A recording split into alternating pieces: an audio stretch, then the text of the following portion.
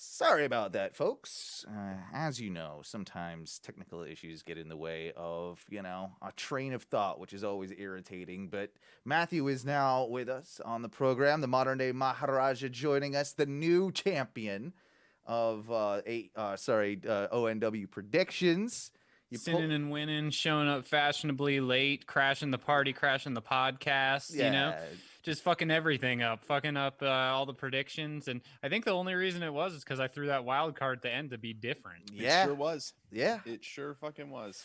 I Paid mean, off because apparently, like going with what I actually thought would happen the previous pay-per-views didn't work. Didn't work exactly. So, yeah. Sometimes you got to take that risk, and I mean, it sucked for me because I knew as soon as the first match was over, I'm like, well, fuck, I can't win. I can't I'm losing. I'm losing. He was boozing and losing. That's what was boozing happening. and losing that particular night. But anyway, we'll get to War Games in just a little bit. We were wrapping up some thoughts on Pat Patterson. We're just trying to pay our respects and say rest. We're not talking about any of the controversial shit that may or may not because allegedly be there's true. no real proof of it, and I think that it was a different time in an era where a lot of gay people that were gay were automatically assumed to be pedophiles, and that's as we know not the truth. It's not even necessarily the whole pedophilia thing, because I know that there are, I know that it was just more of like him being inappropriate right backstage. You know what I mean? Which again was pretty much par for the course for most people in the wrestling industry.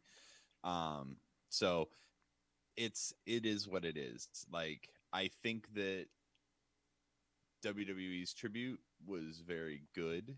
Yeah, very the My Way touch was a good one. Yeah. I mean, they're just like, you know what? We'll just pay for all this music now. We don't even care. They have been doing that lately too, haven't they? Like the rights, like they don't even want to bother. They're just like, I feel like we're gonna see in the near future, probably now that like the CFOs aren't really a thing, and they're getting rid of a lot of that stuff that they created. They don't want to pay the licensing fees for that. I can actually see them saying, well, fuck it. If we've got to pay licensing fees for these guys, why don't we pay licensing fees for huge hit singles or what have you, that wrestlers can come out to? They used to do it here and there. Yeah, it was because Vince doesn't like to do it. I would agree. And I mean, I wouldn't either. I mean, if we've got a whole team dedicated to creating this music, why would I want to pay, Well, I wonder if they're getting some sort of a cut or a deal because they have shows on USA. Maybe the Universal Music Group. That's what I was saying. I'm like, you got to follow it back to like who owns the master, like who owns the content, and then like what like media organization is that tied into for broadcasting? Yeah. And like so maybe maybe like Universal Music Group, if I it's feel them. like UMG, yeah. Well, let's think about it. I mean, the perfect way to really kind of even just explore and research that would be to take a look at Metallica and see who owns, because they've been Metallicaing the fuck out of everything lately. Yeah, they did AC/DC. They just did fucking Black Sabbath on War Games. And the AC/DC one does kind of make sense, of course, because they've got a new album coming out, and they have the SmackDown theme song is an AC/DC song, so it does play. It does play into it. But I wonder, I can see a day and age where that becomes a bigger thing. Yeah, I know that it was like a big sticking point when CM Punk did one of his contract negotiations. He with was just Cult like, of Personality, like it had to be. Yeah, like he had Cult of Personality, but he had a Killswitch Engage song before that. Oh, right. So I hate Cult. I've never liked that song, to be honest with you. Like Cult of Personality. Cult of Personality has never been a big fan of it, and I just don't. I've never thought of it as like that's a good like wrestler's theme song. Like it does. It's not. It doesn't have a vibe to me of. I don't know. Like it's not impactful enough or something. No. It's so fucking lackluster to me. Mhm. There's nothing there's nothing that makes me That pop for riff- it. No, the riff is very identifiable, but like, what? Why? Fucking Why would? douchey. But It like, is if you douchey. wanted a douchey, recognizable riff, do fucking 96 Quite Bitter Beings by CKY or some shit like that. Yeah, Yeah. we can name a ton of other songs that would have probably Exactly. fit better. Sure, but like, I don't know. Yeah, every time I hear that, I'm just like, Yeah. I don't even dislike Living Color, but No. God damn it. No, it's not a wrestling theme song. That's all I think about. No, you're 100% right. I couldn't like. It's just like with this. Stop it. Yeah. So Wrestling theme so- songs so- need punch. Go So ahead, Matthew. Metallica owns their own music. They in Oh. 2012 broke from Warner Music Group and started their own group and label, and they Good own for the them. rights to everything. I mean, That makes doesn't sense with the whole surprise- Napster thing and yeah. fucking that they would go that route. So Now it they're like, looks stream all of our shit. We don't care. right? yeah. Oh shit! Now I'm looking at. Okay, so I guess AC/DC from just a quick search, just because AC/DC stuff, like when we were saying it was being used for NXT and things like that just reminds me so much of like pay-per-views. It's like any AC/DC song, I'm like, it'd be put over any fucking Yep. pay-per-view, and I'm like, it works. It's also, it's like nostalgic. When I heard it the last time I was on, I was like, this just feels right for some reason. Yeah, it sure does. But they it looks like they actually own their catalog too. So maybe that's they part were with of it. Warner Music Group, so maybe that makes it a little easier being able to go and then being able to say, here's how much we want, and maybe it ends up being cheaper if someone that large, a Metallica or an AC/DC, has the money. WWE comes in and says, we would like to license this, instead of a major conglomerate doing it and getting their cut and then trickling pennies to Yep. the artist. The artist is going, hey, cool, awesome, we'll do it at this, or the rep is saying, we'll do it at this because this actually makes sense for everybody, and maybe it's a little cheaper. I don't know. Yeah, it's Yeah, probably a no, little bit cheaper, but there's also probably less red tape and less other fees that they have to negotiate. So then, therefore, it's like, we get, maybe it's a less of a percentage or a less like high dollar amount, but we still get like about the same amount of a cut because we're being able to be, get rid of the middleman, is I guess which a lot of media is going to that sort of that way of thinking. Yeah. Yeah, well, that was some interesting conversation, but more interesting than that Yeah. is what I would say has been some of the, I would say, more monumental stuff to happen in the wrestling world in quite a few years. Let's dive right into it. It's happening right now. It's happening. Well, I mean, I'm assuming right now or sometime soon in the next hour. I mean, it's gonna be happening soon. The stream is live Mhm. right now. Yeah. I'm watching our stream to We're- give us a view. We're of course talking about the new AEW World Champion Kenny Omega, with his buddy Don Callis being running over to Impact Wrestling to cause a bit of a fuss, which leads us into what sort of relationship do these two companies have? Is it a long-term thing or is it a one-off? What's the benefit for AEW? Like that is a very decent question that's been thrown around. It's obviously in Impact's best interest to. I think it's a huge benefit for AEW's women's division. That's one of the big reasons I think that they've done this, or like having the Knockouts division, which has consistently been one of the best in professional wrestling throughout the years. Even when Impact was at its very worst, for whatever reason, they were signing great women wrestlers and female, and it's for AEW, that is a benefit. For Impact, it's obviously a huge benefit to have a guy like Kenny Omega go over. And like we were looking at it before we hopped on tonight, Matthew, and they usually have about, I would say, around an average of like between 5,000 and 10,000 viewers on Twitch. I mean, and I think like 10's on the very high end, when we started the show, I'll tell you what they're at right now. what are they at They're right at now? 43.4 thousand. Yes. So that just shows you the drawing power of Kenny and what they did. And so clearly it's worked. It's, it's 10 times what they usually get, and that's not counting in their Access TV deal. So you've got to figure. That's what I was gonna say. Like, you're not counting that because I don't watch on Twitch. I have through my Xfinity. Like, for the cost of renting the modem, they canceled that and gave me like the basic package for like local channels and other things. But it allows me to like stream Impact on AXS, but also watch it live, and I can record it to my DVR, my internet DVR too. So I'm able to do that. So that's through AXS. So I'm at, it's recording right now actually, but I haven't been recording them because I know they show up in 000. I know that they show up in the, like, you can watch it, like, just I can search for it and watch it. But like, basically, I think one of the things, and I don't know if this is correct or not, but to your point, like, how does this benefit AEW? I wonder if it's really it's like instead of WWE being able to kind of like get other people, it's kind of like let's break the system, like fucking break the walls down, buck the system, like, that sort of thing. And it's like, let's make this happen so wrestlers as like a group of like people realize there is opportunity and potential.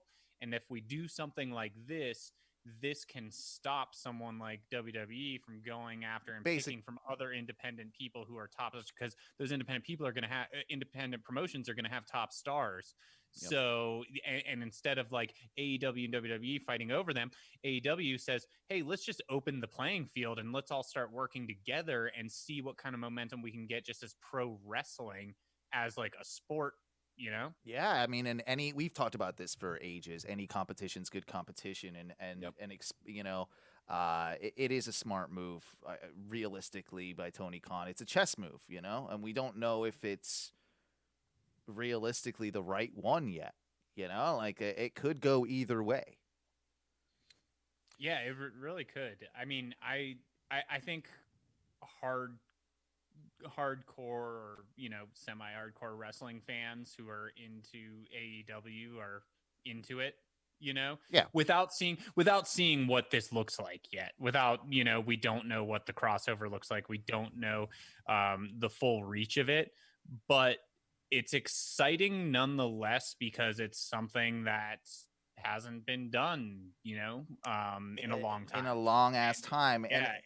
And there are a lot of dream matches. There's a lot of talent swapping that can go on. There's a lot of stuff that can, like, we'll get into that as well. But, you've also got a lot of guys that AEW audiences, and yes, they have dark, but this could be a way to almost have their own sort of feeder system as well, where they could have guys that haven't been seen by huge audiences, use Impact to then, build them and then have them move to AEW as, again, like a feeder system, which they don't really have at the moment.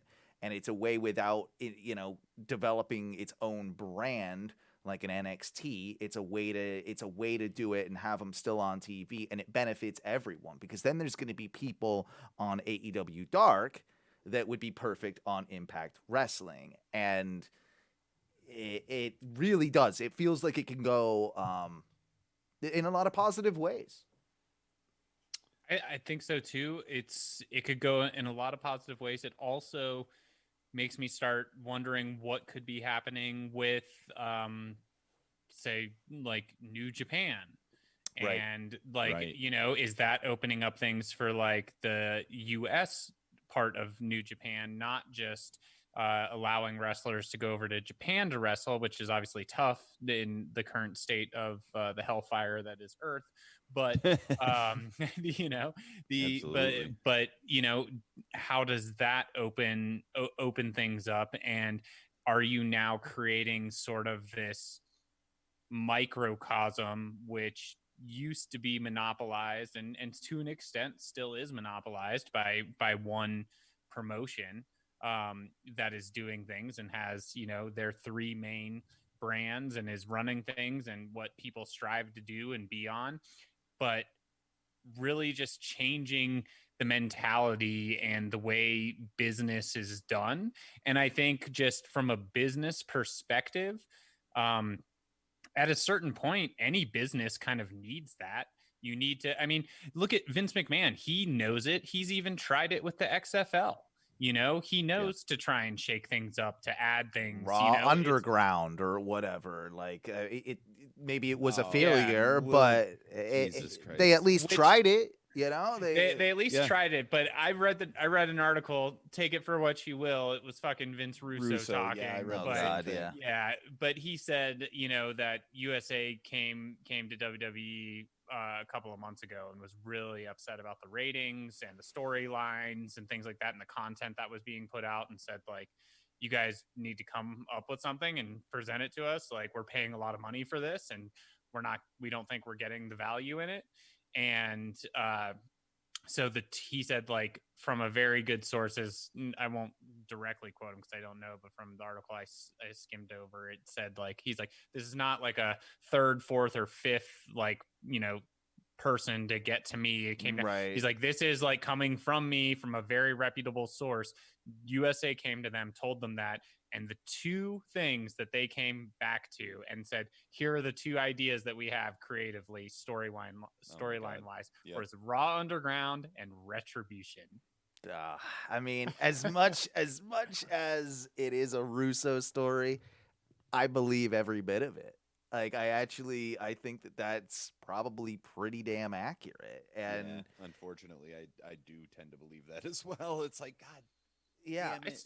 I still like to think Shane McMahon is down there yelling by himself in a basement. Like, you know, like, He probably is, because he hates his wife and kids. He's got three little fuckers that look just like him. yeah, he's making them wrestle in his basement. Yeah. And one of them, The wife's dancing in the background. Kids take turn beating the shits out of each other. Yes. Yeah, those bikini chicks are still there. Like, someone forgot to tell them that Yeah. they're fired. Like, Yeah. they're Either that or AEW turned them into the Sweeper Girls. that's fine too. Yeah. Which I was mad. There was no Sweeper Girls on Kenny's win. When he came out, there was no Sweeper Girls. I Right? thought there were. No, there were. Were there? Yeah, there were. Maybe I I was thought- just. Oh wait, so- no. I think they came out, but then. No, I'm pretty sure there were. I was like Moxley. I was like, he got attacked from behind, and then I was like, no, I don't think that was that. Well, it was a more elaborate entrance than he usually had. So maybe I'm mixing it up, but I felt I don't like know. that- Maybe I am too. maybe we'll have to go back and watch. I can't say with 100% confidence that what I'm Right. saying is correct. So I did like You the. could both be right, for all I know. Yeah, all right. I'll say too that I did like the presentation of that match. Like, I thought that's one thing that's not being talked about. Everybody's been talking about the aftermath. The match itself was really good. The match itself was a really solid Dynamite match, and one of Moxley's best in AEW, if not his best. So that's one thing that's going a little bit, unnoticed. I'll also say too that I read that Don Callis' time with Impact might be coming to an end, that he's got a contract renegotiation early in the new year at some point. I want to say spring. And yeah, I mean, he's an EVP, but that doesn't mean he has to sign on again as an EVP. He can kind of do whatever he wants. And I think people have sort of now floated the idea about what Don Callis simply going to just turn into Kenny Omega's manager. What are your thoughts? I mean, I can see it, but I don't necessarily know if that's the best thing for Kenny long term, right? Like, does he need Don Callis to be his Paul Heyman when he's so good on the mic himself? is it also a good thing for Don Callis long term? Like, is Mhm. it like short term? Okay, but or could he be using this as a bargaining tool, Right. which he could, and Absolutely. possibly being brought over to AEW and in a capacity that would then allow him to do a short run with Kenny and then do a break off, right? But then there's also the ability to say, you know, this cross promotion relationship is, you know, larger and more long term than we all think it is. And maybe, you know, they're seeing how this goes, and maybe he's, you know, a major component of that crossover behind the scenes and helping. And then is sort of like this liaison on the Impact side, you know, on an executive level, you know, working for this. I don't know. I don't know the best I like term or, you know, like position he would be in for that, but like that, those are the ways I could see it going. It's also, you know, important to note that he is almost solely responsible for Impact's turnaround from, you know, where it was at to where it is now. I think that they would be foolish to, of course, lose him if it's over money or what have you. So Right. it's a bargaining chip with him with Impact as well. He's like, look, I could It probably get would a be, dude, you're right, but it would be so typically Impact to be like, we don't need him, we can do it. mm-hmm. Because like, dude, if Impact's history has taught us anything, they excel at hubris and just thinking that they're nothing that they can do will ever fail. And goddamn, does that backfire a lot?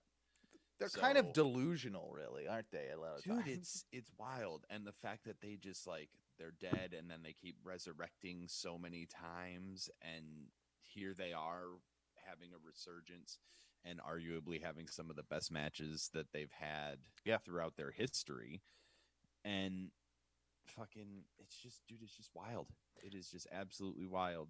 What are some of your thoughts on, like, I mean, the dream matches? Not that we got a fantasy book the rest of the night away, but there's obviously the Bucks versus you know, Motor I mean, City Machine Motor City Guns. Machine Guns. You could do. I think Sammy Callahan, John Moxley is writes itself like those two. Sammy Callahan, Eddie Edwards, Oh, or Eddie Kingston. Kingston, Eddie Kingston. that works. What if you The did North and the Revival or North and the FTR. Revival? I would love What to is FTR see. doing right now? Are they?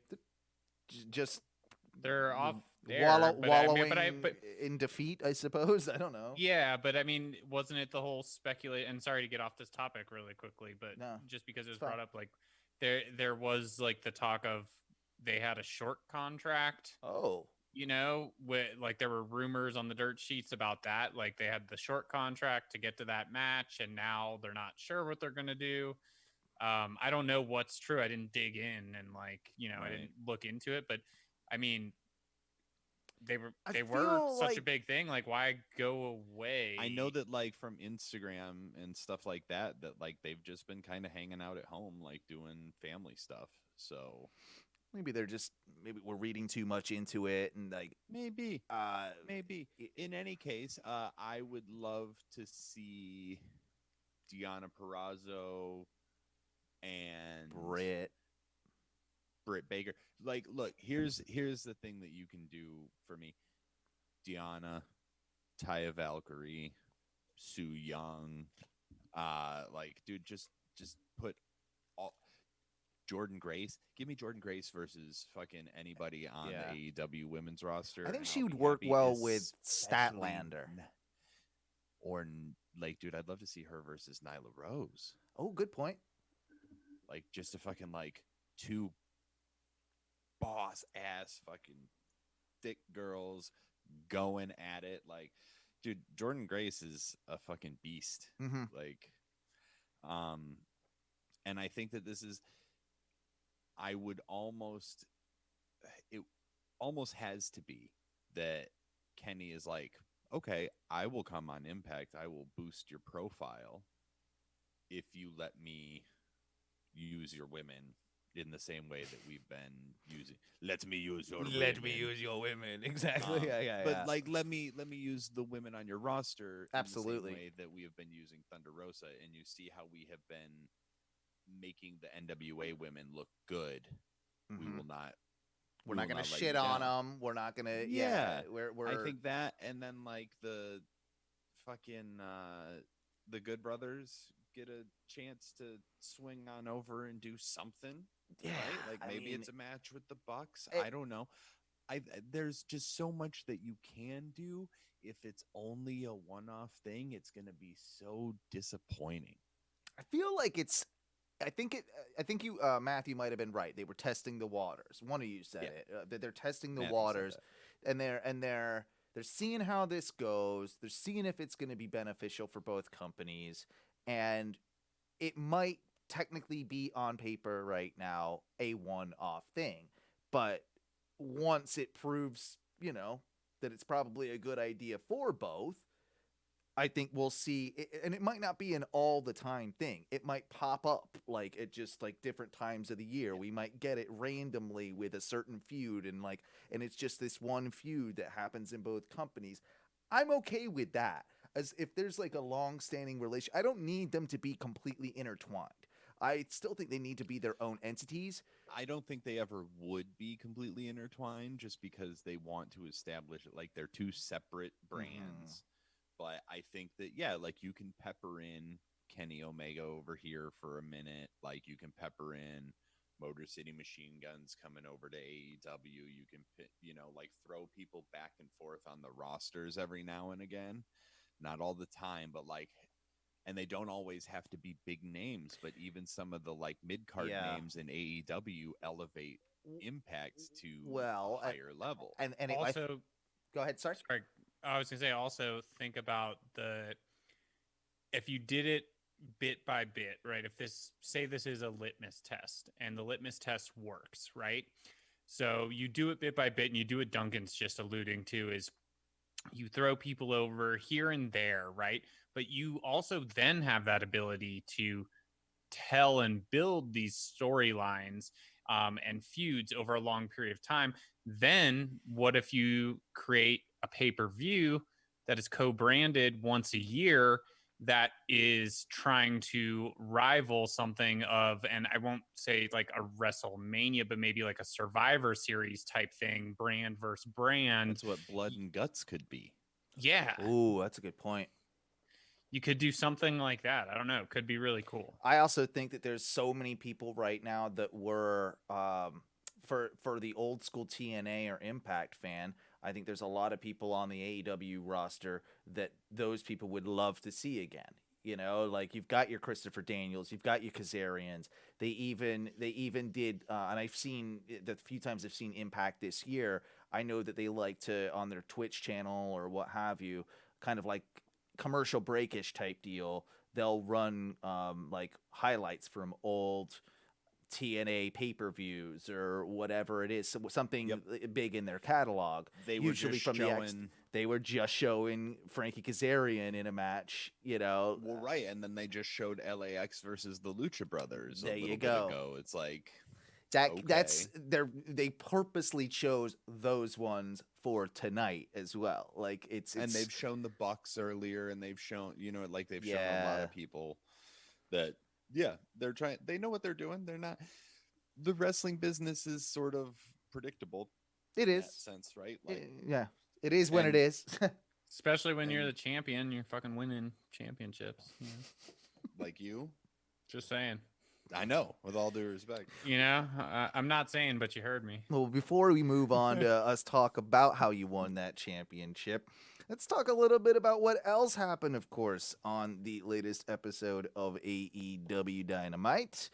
And we got a big debut, who apparently is a guy that signed a long-term, or at least a 3-year contract from what we hear. Ladies and gentlemen, 62-year-old Sting. Stang. Yeah, no, Stang is somebody else. Yeah. I'd like to see Stang. I'm not gonna lie, I popped. I did too. I popped. I mean, and From everything I've read, I'm sure you guys have read very similar things. One of the big reasons he's going to be more of a character and is going to apparently be used as a character. He's going to be protected. Not going to do big bumps. No buckle bombs. He things can't. like that. He can't really. He's fucking What, 62? You said, yeah. It's 61 or 62. Yeah, I've heard both in the last week, but yeah, He's either way. AARP levels. But regardless, it's cool. The fact that you then read the articles and it was something like 18 years since he's been on TNT, things like that. He's kind of gone through all these promotions. WWE wasn't going to use him properly, and that was one of the reasons why he went with AEW, because he wanted to be more part of a story and storytelling. And I don't want to take away from the low and the mid card and I don't think it will. I think they'll use him properly. I don't think it will really overshadow. I think that it'll be used in a storyline, though, kind of the way he was looking at Darby and things like that. Like, it'll tie in. I don't think it's going to be an additional thing that'll take time away from other talent, which I don't think that it should, because they should be building them. But I'm hoping that, whatever's happening with, Impact, like we were talking about, and, second shows and Dark, and, there's an ability to showcase these other people and build them and get them on Dynamite. But I still think it's cool. I mean, I can't lie. When I was a younger kid, Sting was one of my favorite fucking wrestlers ever in WCW, and especially growing up in Atlanta and going and seeing so many fucking Nitros. Dude, and Crow's Sting was so fucking cool. So good, man. So cool. Yeah.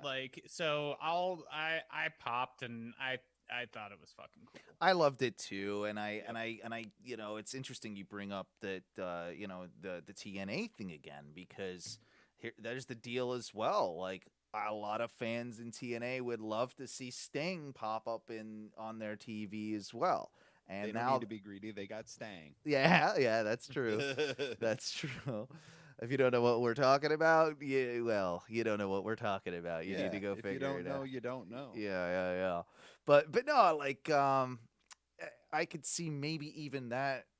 I even thought oh shit, is he going to be part of an Impact invasion essentially into AEW? They could play that role if they wanted to, because he's. Oh man, I kind of don't want that side of things, but no. But if they did an invasion angle and they didn't fuck it up, it could work.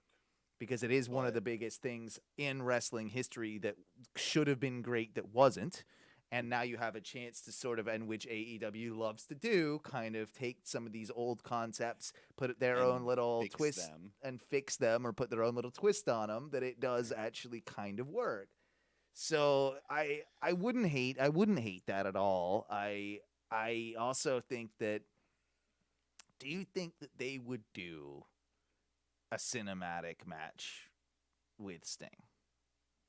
I mean, that's what he wanted with Taker. I also think we're all missing what's actually happening, and he's a plant from Vince McMahon, and he's actually the leader of Retribution. Oh, and yeah. He's invading AEW and Impact at the same time. Well, obviously.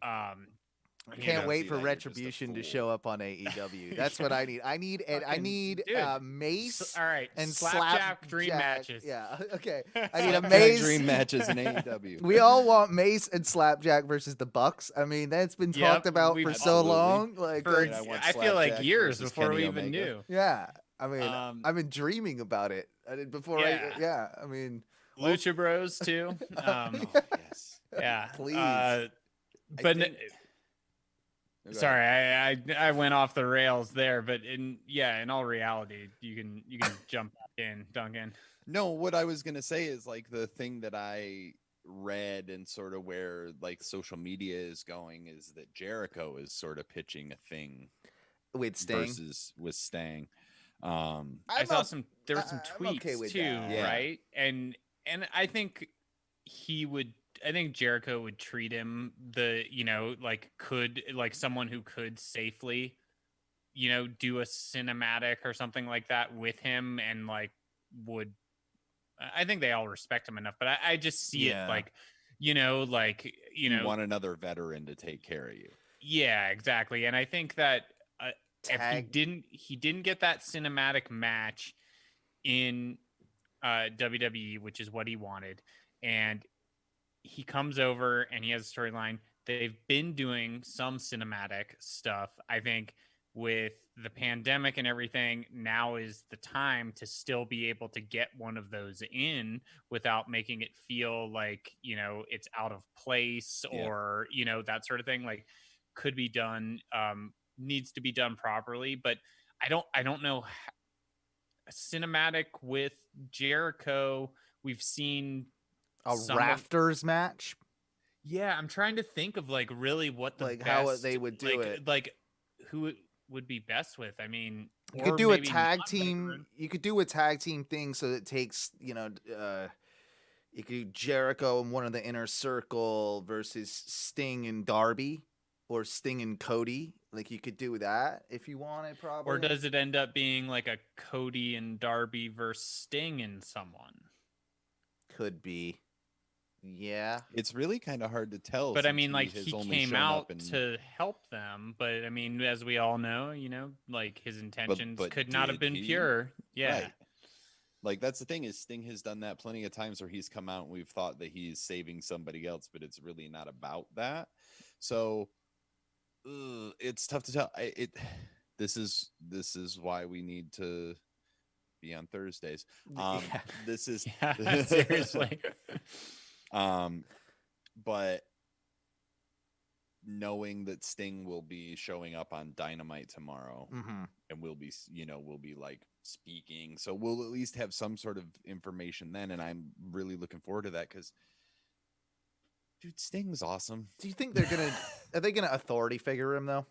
That would be my only worry. I don't think so.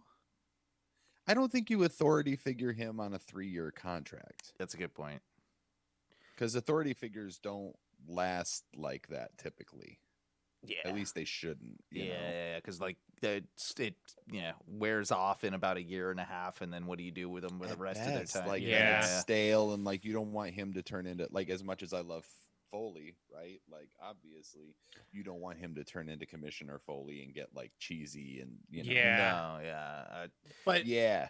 you know what? Now that I'm thinking about back to where this started, where you were talking about Jericho, right? Mm-hmm. Now I'm thinking about bat versus bat. Baseball bat versus baseball bat. Floyd I think versus that- Sting's bat. Does Sting? Yeah. I don't know if he has a name That for his just bat. I don't know if he has a name, but I don't know. but regardless, it just popped into my head. I was like, fuck. I was like, they both have baseball bats. Yeah. Oh well, they could do. They're gonna have a match on a baseball field, aren't they? Or put it on a pole. Fuck it. yeah. I was like, does Tony Khan's dad own a fucking? I don't think he owns one of those. I know he's got. No, fucking WWE is now on a baseball field at Tropicana. Have you seen the? I was Yeah. gonna say, pictures? yeah, that's. I saw it. It looks exactly the same. Except maybe It's they just have a some. lot of fucking scaffolding. And a lot of pigeons. scaffolding. Hopefully they got Yeah. rid of the pigeons and they fixed the I'm still hoping acoustics. there's going to be a pigeon bomb No, there's or gonna be two. pigeons. There's But gonna be dive but I'm bombs. It's gonna be also awesome. hoping. I don't know. People were saying, by the way, you're looking at it, you can see some of the railing up where they could possibly start having fans It's probably what coming they're. in, and that that's Yeah. probably why they're leaving that railing exposed. Maybe would be Mm. interesting. I would have liked to see, and I know.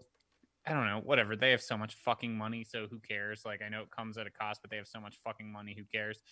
Like, they and maybe they'll surprise me, but I would have liked to see like a little bit of a modification to Yeah. the Thunderdome. Like, still do the but like, I don't know, do a modification somehow. Don't just move it. Exactly. And it'll be interesting to see like if they even really acknowledge it on TV, or is it still just the Thunderdome? Just like, the Thunderdome. and we're Yeah. not even talking about where it is. It'll be interesting because St. Pete's kind of a pain in the ass to get to for us here as well. Like, even if you lived in Tampa, it's not Tampa. St. Pete's another like hour past that. Like, it would Hey, be. Florida's a pain in the ass to get to anyone else in the country. And That's You're fair. not wrong. I'll That's give you fair. that. That's fair. Well, Can't you're even be yeah, mad about that. you're living in a goddamn valley with mountains surrounding you. Your shit's Yeah. not easy to get to either. So yeah, you can fuck off. Nothing's easy to get to central at the moment. country. Yeah, yeah. A hub, as they say. I just realized something with the Impact crossover that can happen though. Kenny Omega confirmed. Talking Chop Mania 3. Oh God. Kenny Omega confirmed. Kenny Omega. That's it. Yeah, that's it. But it actually does open up a lot of opportunities that they could have AEW guys pop in for that. Like, all joking aside, because that relationship with Impact's so close with the Good Brothers and the Talking Shop like thing with Impact. Like, I mean, and Jericho was already Bobski. yeah, Jericho's already been there. That's true. That's true. That's where we get our Stang versus Stang versus Stang versus Stang. Stang versus Stang match. Oh man, I'm in. We should move on though because Champion Marude Maharaja over here, you ended up pulling one out at NXT War Games. It was War Games. Games. It was the fucking. It was just the luck of the draw. Like, if you listen back to the last episode, everybody, it literally came down to, well, things have to be different. And Duncan went different the match before, I believe, and I went, well, in order to not be the same, I'm just gonna go opposite here, even though my gut is telling me to go the same as you all.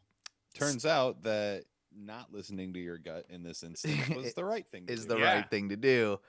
It was a surprise win. I actually Congrats. started. Congrats. Thank you. I feel I robbed. started watching. I hadn't finished, and I had started and then was gonna finish later that night, and then I heard the ring come through, and I was like, oh, and I was like, someone's bragging rights coming up, and then I was like, I'm just gonna wait and finish it off, like, and I'm not gonna look, and I didn't look.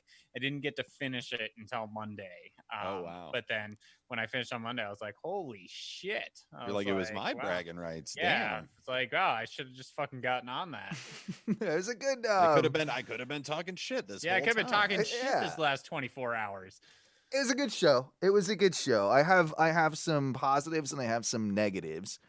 I will say, What kind of wrestling fans would we be if we did not have negatives? if we didn't have some negatives, the big one though for me is that in both the War Games matches, which were both good matches, but in both the matches they used the same exact gimmick. And not even the same exact gimmick, but the same exact gimmick in the same exact spot. And like just running down, grabbing shit, throwing it in before I get into the cage or whatever. Like, that's annoying to me. Like, I didn't appreciate that. I thought that was lazy and maybe just a. You would have thought they would have talked about that backstage. Or you would like, hey, you guys are doing this. It? You're going on for. Been fucking watching, right? I've been like, Yeah. oh shit. Well, the Pat McAfee thing kind of had to be done with the tables. Like, I understand that side of things, so that was always going to have to happen. Yeah. But what was surprising to me when we tuned in, I actually kind of thought that the War Games matches would have been reversed on the card. I thought the men were going to open, and I thought the women were going to close. And that's also why I thought Shotzi was going to win as well with her team because of the tank thing. Like, that's, there's a bit of psychology in my mind there. So, like, I don't know if that changed last minute, if that was always the plan, whatever it was, but it felt to me like that was just kind of lazy. I enjoyed the whole card, but I'll say that my favorite match of the night was honestly, I think it was Ciampa and Thatcher. Like, that match was just it was. That was like watching a New Japan match. It was like watching a New Japan match. It was strong style, just brutal as fuck. Like, and that's sort of what I think I was expecting that match was going to be. And that's exactly what I hoped that it was going to be. And I don't know.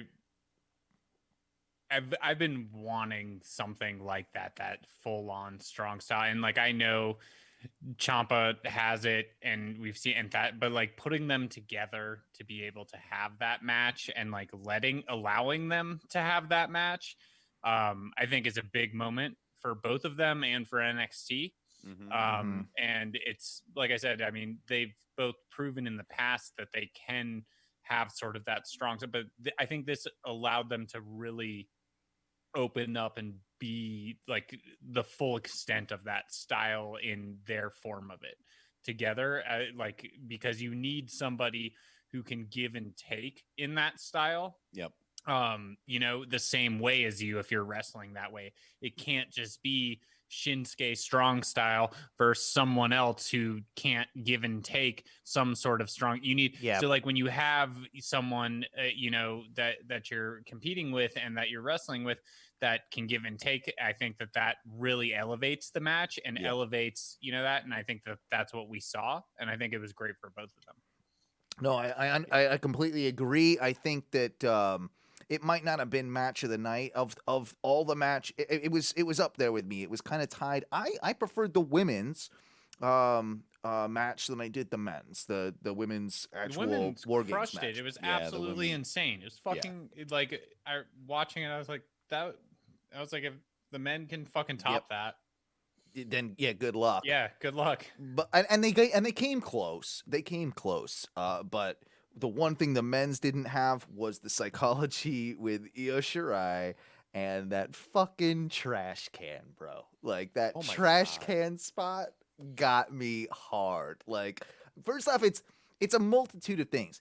It's funny in a way. Like, it has a comedic element to it, but it also has like, how shitty is that you can't even like I'm sure she's kind of protecting herself inside of there or what have you as she's going down, but it's that not being able to see when you're taking a bump like that is it's kind of the Darby it's like the we've Darby talked about, like the body bag Allin with Darby, body bag. It's in that realm. So kudos to her. Throw a fucking caution to the wind, and you're just like, I trust this is going to work out in my favor, and I'm not going to be fucked for the rest of my life. Like, how'd you get up there with that thing? She actually, did you see it? She had there was a rope tied to her. Oh, really? Yeah, there was a little rope tied to the trash can, so she must have had it like around her wrist as she climbed up, and it was there was a little rope attached to it, like a little string. I caught that one. Fair enough. All right, I'll give him that one. That's okay. I'm all right with it. I mean, it could theoretically have a bandana on you and do the same thing to a trash can, right? Like if you wanted to, you know, sure, theoretically, whatever, man. Like, it's wrestling. Bailey could bring some duct tape and fucking haphazardly fucking duct tape it to her. Yeah, there's that with some kendo sticks. Yeah, forgot about that. That was funny. Yeah, which I actually tape. Christ, like I read an article the other day too. We don't have to spend a lot of time on this, but like, how are you gonna do Bailey? Like, Natalya just beat Bailey recently. Did she? Like, what is that doing for the fucking I missed feud? that. Yeah, like, and so it was so funny because it was on. She's on SmackDown. Right? Yeah. So it was on SmackDown. So it was on the last SmackDown. So it was after Dynamite when all of that stuff happened. Sting debuted, everything, and it was and so one of the tweets that I saw was like, and I won't do it justice by saying this, but it was like, Sting returns to AEW. Vince McMahon is like, oh, they like that move that Sting and Bret Hart did, having Natalya beat fucking Bailey with it. Like, you know. So she tapped out to a sharpshooter? Yeah, and then Bianca Belair was right at ringside. I missed this. And and so it's like, how does that help build that feud with Bailey and Bianca Belair? And do we need anything at all with Natalya, really? Like, it's just no. I don't know, man. Like, you've got a soft spot for Natalya, don't you? I do. Yeah, you do. Yeah, I do. Of course, plus, I do. Plus, she's thick, like you like them. Like, I should as a Canadian, but I've seen, and I don't hate her. I've seen, and I think that's one of the things. I've read an article recently. I don't know, Duncan and I seem to read a lot of the same articles, so maybe Yeah. you read it as well. But it was talking about Natalia and why she's had such long staying power, but is never like fully used and like pushed Yep. for championships and such. And I forget who said it.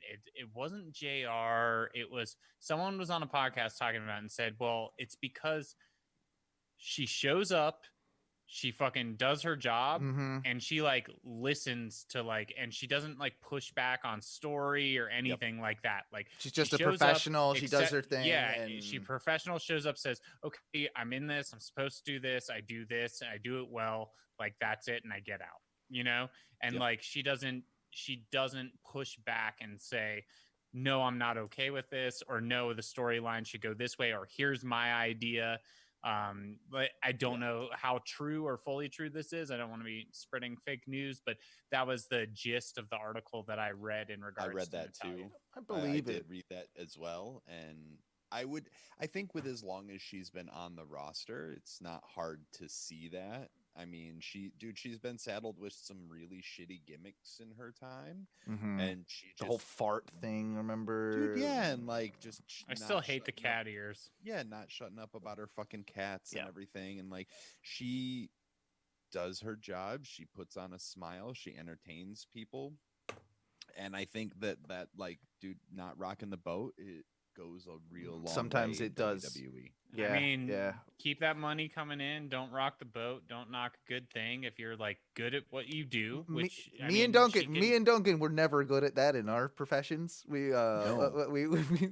we're It's not. It is what, rocking the boat? We're not good at not rocking. The yeah. Oh, Like we're We're- very good at what we do, but We're professional boat rockers. Yeah, that's exactly. yeah. I've had to learn to tone down when I rock the boat. Yeah. Well, yeah. Time and place. There's definitely that. Yeah. But I also think, like, to all that as well, she is probably a great influence on upcoming female performers. That she's been there, she's done that, she has kind of like that backstage cred. There's a Yeah, I have reason. heard Like that like she's a that. locker She's room like she's leader. like a mama. Yeah, I think she- that's it. You know. I think that's exactly it. I think. And she and you can put her in a match with someone that you're trying to build or something like that out of nowhere for no reason, and it's Natalia, and somehow it's She's always makes gonna sense. get you to get that person elevated to the next Yeah. level. Yep. Like she's like the mid-level boss that you have to get through to get to the top level. No, or you're 100% something. right, dude. That's a great way to put it. Yeah. To put it, like she's that mid card boss, Yeah. No. and there's nothing wrong with that. Like she's got a lane that she fits in pretty fucking well, and if I ever release a rap album, it's going to be called Mid Card Boss. mid card boss. Mid-card, right? Yeah. That's good. That's good. Let's talk about a little bit more the other things from NXT's War Games. The ghost face reveal of Austin Theory was a big. Yeah. I mean, I don't really get I think the ghost faces are just dumb in general. Like, why are we? I get it. It started at Halloween Havoc. I get all that. And it's like, Yeah, but like Scream. is it Like 1996 why? anymore? Yeah. I'm surprised they're able to get away with the Scream mask too. Like maybe there's. Yeah, that was a thing for me. I even saw the pictures afterwards, and Yeah. like he's holding the Scream mask in the pictures that they were posting online. Yeah. Like, how does that happen? Universal owns the rights to Scream. They made that, right? Right. Well, then maybe that's why. Maybe that's Oh, why they maybe can make it happen. That's actually maybe that how because I worked. Because they're coming out with a new Scream movie, I believe, with the old cast next like Scream year, 6, I believe, whatever it is. Yeah, I needed is it that. 6? Jesus. Yeah. Well, I love the first two. I actually love the first two, and I think 2 is better than 1. And The then soundtrack on the third one I would- was the I would soundtrack's actually on the- 100% agree with that. And I love Scream so much that I actually, when I worked in the haunted house that I worked at, they brought sets up from Universal to Atlanta. Oh no shit. And yeah, because Tom Savini, he owned the company, and Tom Savini did special effects for. Well, he designed the Texas mask, Chainsaw- I think. I think Yeah, he I think so. Like, the and he did, original like, Ghostface mask. And so they brought sets up, and like I actually got to be that Scream character. And so they brought the setup. So when you walked out and you walked down the hallway, it was then this is non-wrestling related. Sorry, but we'll come right back to it. But then you felt like you were outside and they had the Drew Barrymore body hanging Oh, from wow. the tree. And then you had to walk up the front steps and open the front door and walk in. And then you're in like In the house. the foyer, and like the phone is ringing. And then you look through the bay windows and there's like the statue of the killer wearing the mask. And then I'm pumping a bunch of haze in there, but I'm dressed as him. And then I You're come usually out yeah, and, and bunch of the haze in phones, there. and The phone's old ringing and everything. misdirection, the old misdirection, and Yeah, all that. exactly. Oh, So, yeah. it was super cool to actually get to do that with all of their special effects crew and everything. But that came up from Orlando through Universal. So maybe back to wrestling. To Duncan's point, that's maybe how they're actually getting. Yeah, that, it especially could, with a new movie coming out. it could be. I mean, and the only reason I'm interested in it is it's because I guess they've got Nev Campbell and Arquette and all the old like mainstays. Look, The Arquette ones can't take all those indie bookings anymore for wrestling, so he's got to make money somehow. He's gotta So make another some of Scream them. movie, yeah. Well, there's only like 2 of them left alive, and I think it is Arquette and Nev Campbell. There might be one other, but I know Randy. I think Drew Randy Barrymore's like still that alive shit. doing crazy shit on No, maybe. he means like in the canon of canon the of movie. the yeah. movie, in kayfabe, Like and Scream Matthew kayfabe. Lawrence died. Like, No, Jamie that was so Kennedy sad. died in number 2. Jamie Kennedy he's dead. There's not many of them left. There can't be. It's like there Nev really can't be. It's Courtney Cox, Nev Campbell, and David Arquette are probably the only 3 of the original cast that are in the movie still alive, Still kicking. Although, like, they brought Jamie Lee Curtis back for that Halloween Ah. thing, so like they can retcon whatever the fuck they want. So. yeah, that's true. Moving on back to War Games, though. Why did Pete Dunne look gray? I saw that in the group, someone posting that, and I agree. It was offsetting. He Is looked like he had jaundice. I think you I was said about that. to say, Duncan. like he wasn't it- taking vitamin C or something like that. something- Yeah, which is jaundice. He looked like his fucking liver was shutting down. I only say that because like I have been jaundiced before, so I'm familiar with it. It looked weird. And I Could think it be Corona? the lighting on the whole pay-per-view was a little odd, so I don't think that helped. I think the lighting on that pay-per-view, because of the cages, The double was cages, yeah. was definitely more difficult in that space for them to do. So I think that like at times it was a little bit more blue and a little, but no one else looked like that. I was just gonna say nobody else looked like they were having that kind of color reaction. Teresa had a theory that he was, he's from the UK. He's pale as shit. He is very pale to begin with. So it looked like the previous week, it looked like he had over bronzed when he was on NXT on the not on the pay-per-view, but on the weekly show. Yeah. He looked like he over bronzed. And I think that maybe he was trying to like overcompensate for his just super pale skin. Also, the UK is like dark at 3:30 and 4 o'clock in the afternoon at this time of year. He's not probably seen a lot of sun in the last few months. I would Pretty sure he's got a new child as well. So Does he's he not have a seeing kid? a whole lot of sun anyway? Yeah, Yeah, I, think I didn't so. know I that. think he had a child at some point recently. But I think that that might, I'm trying to play devil's advocate here There's for a him. lot of reasons that it could be. I'd like to think that it wasn't because he was jaundiced. Yeah. I and, really like, hope not, because he's I so hope he goddamn Yeah. good. Is that how he got here from the UK? Did he come over on a boat? Yeah. Did he get He got the scurvy. Yeah, seriously, he's like sucking on lemons. Jesus Christ. Like, I sincerely hope that it's not because his fucking internal organs are shutting down and it's just because, like, he's having a reaction to some weird bronzer or something. Something Yeah, weird. all jokes aside, I hope not either. But Because he's too goddamn good. There's too much potential with him. Like, Well, he's also a person, so. well, but he's also one of my favorites. Like, besides just but- being a person, like he's a favorite of mine that I He think could looked- be a future NXT champion. I'm looking at a picture right now. He also looks like he fucking cut a lot of weight. Yeah, dude. Like he looks like he Yeah, he does. looks like he like literally like people go through the bulk up phase and then they do the cut it. Like he looks like he just cut a shit ton of weight. Like he's lean as fuck, but he's not like But it doesn't look healthy. Well, no, it doesn't. We talked about this though too, Duncan. And I'd have to look at the timeline, but I'm pretty sure he wasn't supposed to be in that match originally because it was gonna be. Yeah, that's what you were saying. Yeah, it was gonna be like the whole thing with McAfee when he came back was that he hopped. Remember when Ridge Holland did the surprise attack on shit? I forgot who it was now. I think it was Adam Cole.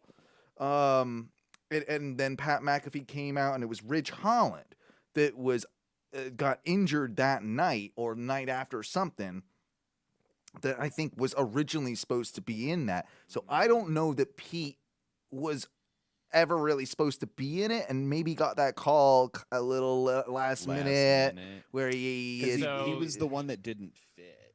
So he did say from an article on November 25th, 2020 regarding this. So let's see. It said blah, blah, blah. So time he used wisely, transforming into arguably the best shape of his life. A few weeks ago, he got a call. He had been waiting for the call back to NXT to continue what he started. Quote, it was very sudden, actually, Dunne said, of planning his return. Quote, at the same time, when I left with my visa came up for renewal, that's bad English, and everything shut down, it wasn't a simple process. When it started moving, it all happened pretty fast. It was in the space of a couple of weeks. Hearing it would be at Halloween Havoc, I liked the chance to be back. It was building up when I got to do a little bit of NXT UK and got help backstage there.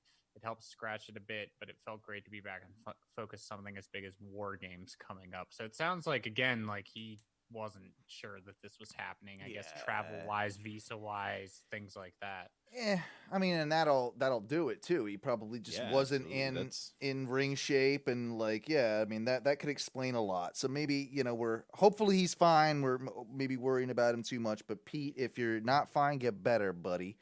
Pete, if you're listening, suck on some lemons. Suck on some lemons and limes. Get some vitamin C, you scurvy bastard. Yeah, but you brought up the Austin Theory reveal earlier. It was sort of amusing. It was me, Austin. It was me all along. Like there was a bit of. I did have a bit of a laugh with that. But what the hell do they do with Austin Theory? Because he was taken off TV for around the speaking out time, right? Like I think he was that's one of the reasons he disappeared off TV. If you remember, he was with. I mean, you might be right. I believe right. He was with for like a whole 2 weeks. Zelina Vega's little stable they were building with Andrade and like he popped up with them. How long this year has been 75 months long. I can't keep everything straight. But what do they do? Okay, so Austin Theory, Johnny Gargano. I guess is it just him? Is Gargano building a mini stable himself? Like what? Annoying people. I guess. I don't know. Of annoying dickheads.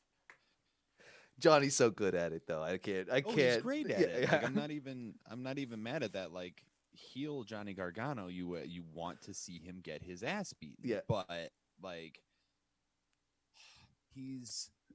I don't get this whole stable between him, Candice, Austin Theory, and then Raquel Gonzalez. Like I don't. It just seems so random. Like it's not. I mean, apart from Candice, of course, and Gargano, like Candice makes sense, obviously, right? But like the rest of them, I don't know. Like it's excellent chicken shit heel work, I suppose. Maybe better than me. Did Austin Theory and Gargano have a bit of history more in NXT before Austin Theory went to the main roster?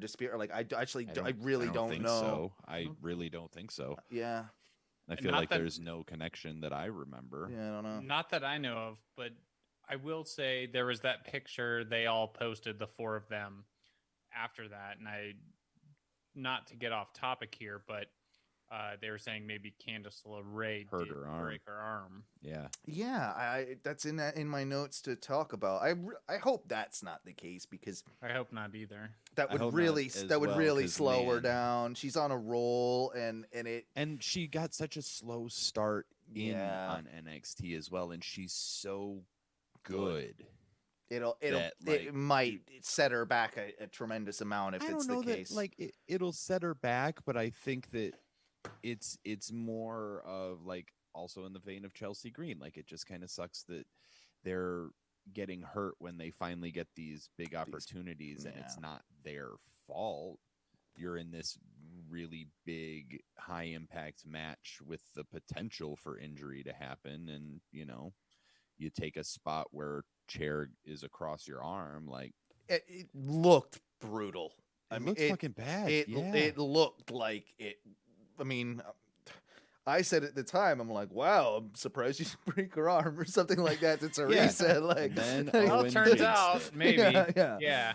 Like, wow, I mean, she's yeah, really I don't know good. Yeah. How you do a spot like that or anything. Yeah. that any That's what I'm saying. wrestlers I don't- do. I literally slept on my side incorrectly without a pillow to hold the other night and fucking like paid for it for 2 days. Dude, I leaned wrong when I they- was wiping my ass the other night. I talked about it on the did ONW talk about that, radio yeah. show. I leaned wrong when I was wiping my ass, and I pulled something in my back. Like, God Done it. damn it. I Like, think we've all been there. God Like, once damn you're it. over 30, Yeah. I'm man, 34. like, Leave me alone, life. Like, I'm Yeah. not that. it's payback Yeah, I'm for all the I- Bud Heavies. I'm 36. I made it to the Wu-Tang age. Moving on a little bit, though. Moving on a little bit. There's the biggest return rumored coming up. The biggest of them all. Especially after they've just fired everybody. Well, not just, but, Gilbert? Phil a few months back.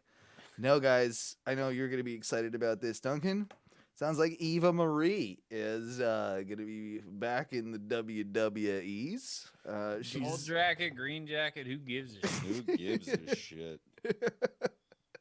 She's listed on the website. She's not tied to any one roster, but she's listed as personnel, and there's a lot of talk that Eva Marie, of all people, like, really get rid of. Really? Yeah. That's What the about, well, on a positive note, what do you think about Andrade and the video he released? Speaking a lot better English, which I haven't seen the video. I have not seen the Okay, video. so do you know about this? I've that he heard released some. it? Well, no, I knew that. I'd heard some dirt sheet rumors that he was Kind of like a maybe comeback. being I'm gonna be positioned like, for a push, like, on his return, but yeah, and there's a video where he is talking about this and saying, and I forget the exact phrase. I can look it up here in a second. But he is saying that he's going to come back, and like the video, when you watch it, he does seem like he's been working on his English, which is obviously something that we all know Vince McMahon wants. and People to be fair able to do. enough to a degree. I But mean, like, if you're gonna be on fair that enough level, to a degree, but I don't think he was horrible. But like with No. losing Zelina Vega, like you don't have Yeah. that mouthpiece, which is a big thing. But also, he's such a fucking good worker. He Mhm. was, in the last round of the draft, which I don't think that he should have been. We talked No. about that. Many he's no worse podcasts than ago. Shinsuke on the mic. Let's just say that. He's no Yeah. worse than shit. He's right on that Right. same sort of level, and like, yeah.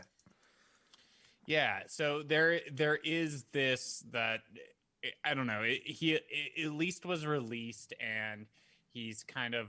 I think it's kind of a push for him to kind of come back, and I think he deserves another shot and another chance. I do because I too. don't even see where he really blew it, other than Right. creative blowing it. No, I don't either. I think that they were hotter on Garza. Just somehow they were hotter on Garza, probably because he had a don't stronger know. grasp of the English language, and just kind of went with him a little bit more than they did with Andrade. Yeah, so the rumor actually is there might be, and I saw this before, and if my mouse is not working because it ran out, so I'll use this. I was told earlier today, and I decided to just say fuck that, I'm not charging it, I know, so and use yeah, it. yeah, we all do it. Yeah. So, what do you guys think about a Charlotte Flair Andrade I was gonna bring that combination in the up. storyline. I'm okay with that. And I think that's a way to bring them both back, with Charlotte being off TV for a while. Also acknowledge that they have a relationship off screen, which most of us fans know. Already know. So it would, the two characters fit very, very well in that they're kind of both jerk-offs. You know, they're both kind of they're both assholes. Yeah, they're both assholes. They have an arrogance about them that works. They're arrogant pricks, and that'll work fucking gangbusters. He can get the rub from her. It can literally and figuratively. Yeah, it can benefit Charlotte as well, because it sort of gives her something to do, because she's done it all at this point. Yes. It sort of gives her something to do without having to get into like, okay, it's Charlotte and Bailey or Charlotte and Sasha, or, you know, like Charlotte's back in the title picture again. Yeah. I mean, the natural thing match wise with Charlotte is that Rhea Ripley needs her comeuppance. Like, that would be the way that you do that. But you put that off until maybe a Mania or a Rumble or something like that. And this would be a great way to introduce and just have it be the two of them as well. If it's Andrade and Charlotte, don't make it a mini stable. No, like, don't do that. Pairing Just needs to be the two of them. Yep. She helps him, he helps her, and the both of them are nefarious and kind of and help each other, you know, get to the top again. And he can get a rub from old man Flair. Yeah. Well, so now that I'm re-looking at the video, so I didn't realize when I originally read the post or the article and that Charlotte was Rick's daughter. You didn't ever realize that? I didn't realize that. I didn't realize that one. Flair, last name really threw me off. Understandably, the woos and the music and fucking the robes. I did never not put two and see two that. together. No, I didn't see that coming. It's the biggest swerve of fucking 2020. You know, that was the biggest swerve of 2020. Yeah. Out of all. Thank you for running. Thank you for running with my terrible jokes. Thank you. But I didn't realize that the video that he posted was to him and Charlotte's YouTube channel. Oh, so they have a joint one. Yeah, so they have a joint one, and basically he says in this, and I'll just read through, you know, the narrative here, which is, I'm a third generation professional wrestler. Jose Andrade Estrada. Lucha Name El Moro is my grandfather, the first wrestler in my family to open the doors to this business. I don't have many memories of my grandfather because I was 3 years old when he passed away, but my grandfather left 10 children, in which 7 of them became luchadors, continuing his legacy. When I was 17 years old, I went to Mexico City to make a name for myself in this business. I put school and family second to make a name in all of Mexico. When I went to Mexico City, I was starting over. I worked on my way to the main event in the biggest company in Mexico, CMLL. I was known as La Sombra. La Sombra. La Sombra. When I won my first title in Japan, I realized WWE was my next step. I've been junior, grandson, son, nephew, champion, the future. So now we rebuild Andrade. Why? We have no choice. I was born to do this. And so, you know, I think the fact that it's joint. So now you talk about Flair being, which I didn't know, Charlotte's dad. But basically, you could then work that into what he's saying, where you know, he's saying that he comes from this family and like he worked so hard and like, and now we have a Flair. What's his last name? What's his last name? Real last name?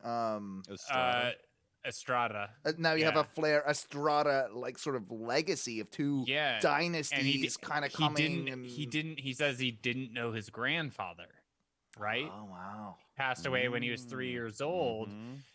But he left 10 children and this, and so maybe there's some connection and thing that they could do there. That'd be cool. Which is like tying a legacy and helping bring him up.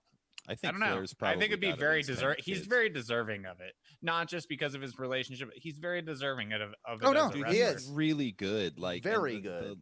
I think a lot of people don't realize the lineage that he has in wrestling, and like his dad started Los Ingobernables. Talk about this while I pee, if you don't mind. Yeah. Yeah. So Thank his dad started Los Ingobernables. His brother is Rush, who's the Ring of Honor World Champion right now. Yep. And like they just, if it hadn't have been for Los Ingobernables, because that's where Naito went when he went to Japan and he started, doing it. So it's the legacy and the history is there, and I sort of like I love that. Like I love that video, and I love that sort of promo, and him just like, no, we're gonna reinvent. Like that's what you want to see. Yeah, So, and him mentioning in that, and you just gave the history, to even how it's played out to today, which is, his grandfather left 10 children, 7 of them becoming luchadors. yeah, And I have masks for like 3 of them. Right. So building that legacy and continuing, like, I think that it's a very strong video when you look at it from a wrestling fan perspective and say, okay, if I didn't know, now I know that there is a legacy, and this is someone who is not fucking around. I don't ever think Andrade gave off the impression that he was fucking around. Like, no, but they kind of did him a little bit dirty at the beginning, right? Like, he wasn't presented. Dude, this is the thing is like most of the luchadors or like any of the wrestlers that come in from Mexico, like they don't treat them as legitimate threats. They're just like, they're just Mexicans. Like it's and you're like, no, they are legitimate threats, and they're actually some of the best wrestlers in the world. Yep. 100%. It's so annoying, and it's so frustrating that that's how WWE still looks at it. I mean, fuck, they did it with Shinsuke.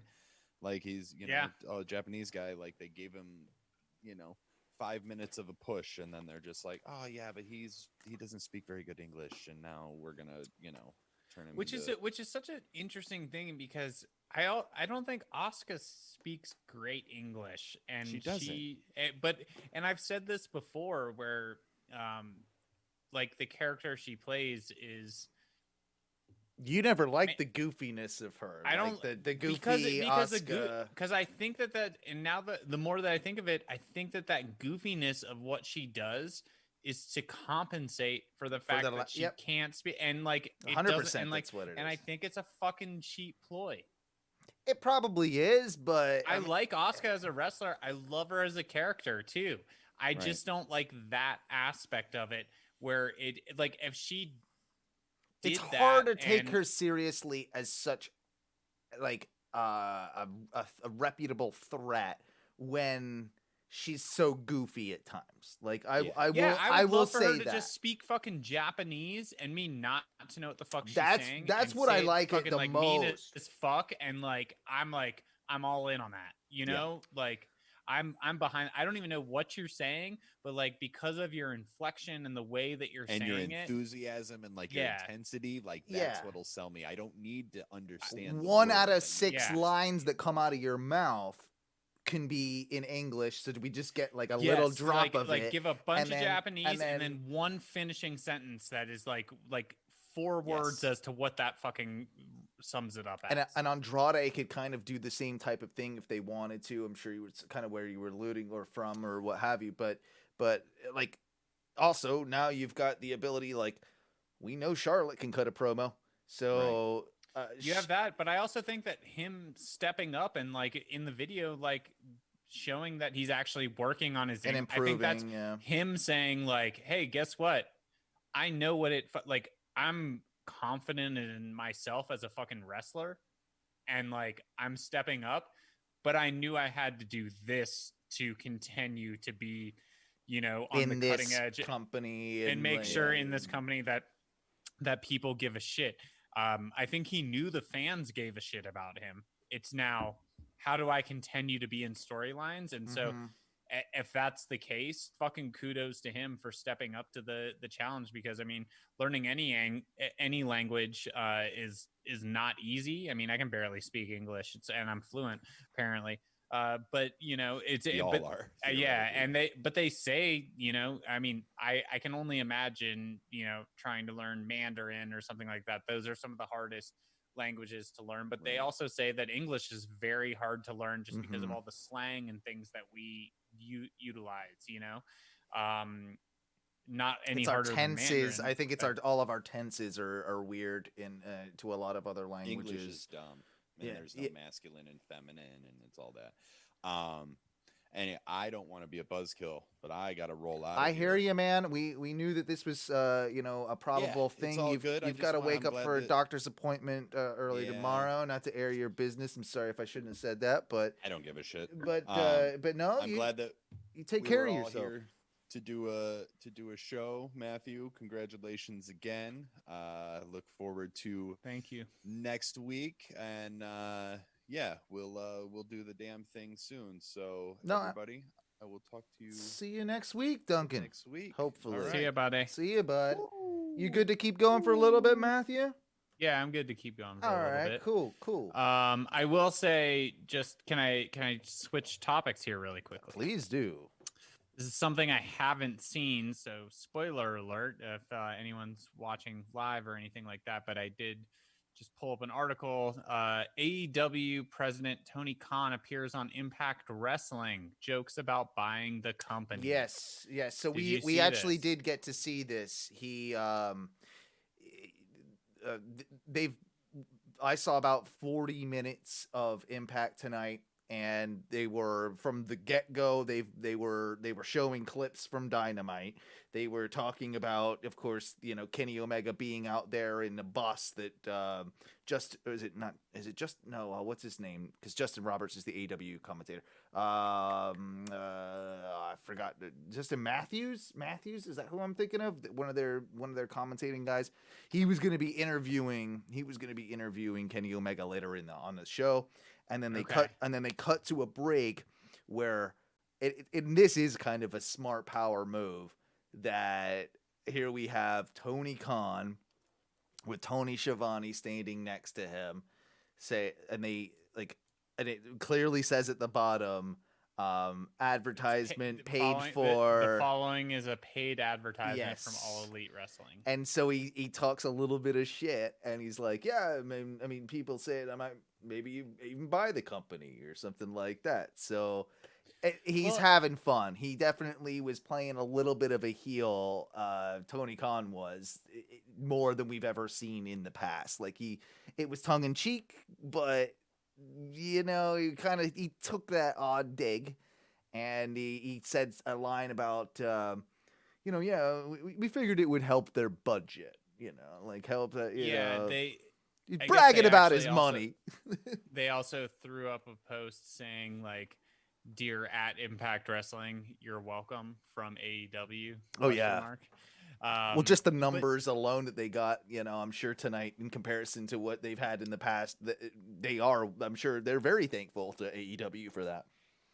Well, I think so too. But going back to Tony Khan, this is something that I've thought about, like actually in the past, multiple times in the past month or two, that he has never put himself out there as a character and authority figure in the actual storylines the way that, you know, if you think back to Vince doing it and the McMahons doing it, especially in the Attitude Era and things like that. And assuming that Tony Khan is a huge fan of that era and grew up in that era, you know, I would see the ability for him to, him wanting to do something Insert like that, himself as. and he hasn't, which I thought was a very good move. I thought that was a very good move. When I did see him, when Don Callis and Kenny Omega were running to the back and running through, and there was that quick shot of just like the tap on the back almost. I went back 2 times just to see, because I was like, dude, he's just like dressed like a regular dude, like, you T-shirt know, he and didn't have the jeans suit, or whatever, like in a hoodie or like whatever, like didn't. And I was like, and he's like, what's going on, you know? And then so I did rewind it a couple of times, and I was like, that was a good time where you could have had him step in as like, if you wanted to. But I think then looking at, and I haven't watched this, I just saw it pop up on my feed here and was looking at it, but I think that maybe he's doing it in this is the chance to do it where it's not going to be in such a storyline type of way, and more into subtle. it, but Just it's kind subtle and like jabbing, like quick Yep. jabs here and there. Make it funny, do it different. You're not like a part of the product all the time, but like you have this overarching thing where you can pop up, make fun of, and be like, yeah, I mean, I could own you. Well, one of the mean, one of the things that I don't know if you've read this or not, but that did happen in that promo. That essentially that's what it was. It wasn't an advertisement. Tony Khan cut a fucking promo on Impact, and what he said was, "Oh yeah, I heard about Kenny coming. By the way, I could have made sure that this didn't happen. That Kenny Omega, like an injunction that he wouldn't have been allowed to do this. Kenny, I'm gonna let him do it. But another thing that he mentioned too is, of course, he cut essentially saying, I booked Kenny's accommodations for tomorrow, and I know how his travel arrangements. I know when he gets in to Jacksonville for AEW Dynamite tomorrow night. Don Callis, I want you to know you're invited as well, because it almost like I got words for you. Okay, so maybe this does open him up to bringing him in. I think there's. I don't think this is a one-time thing.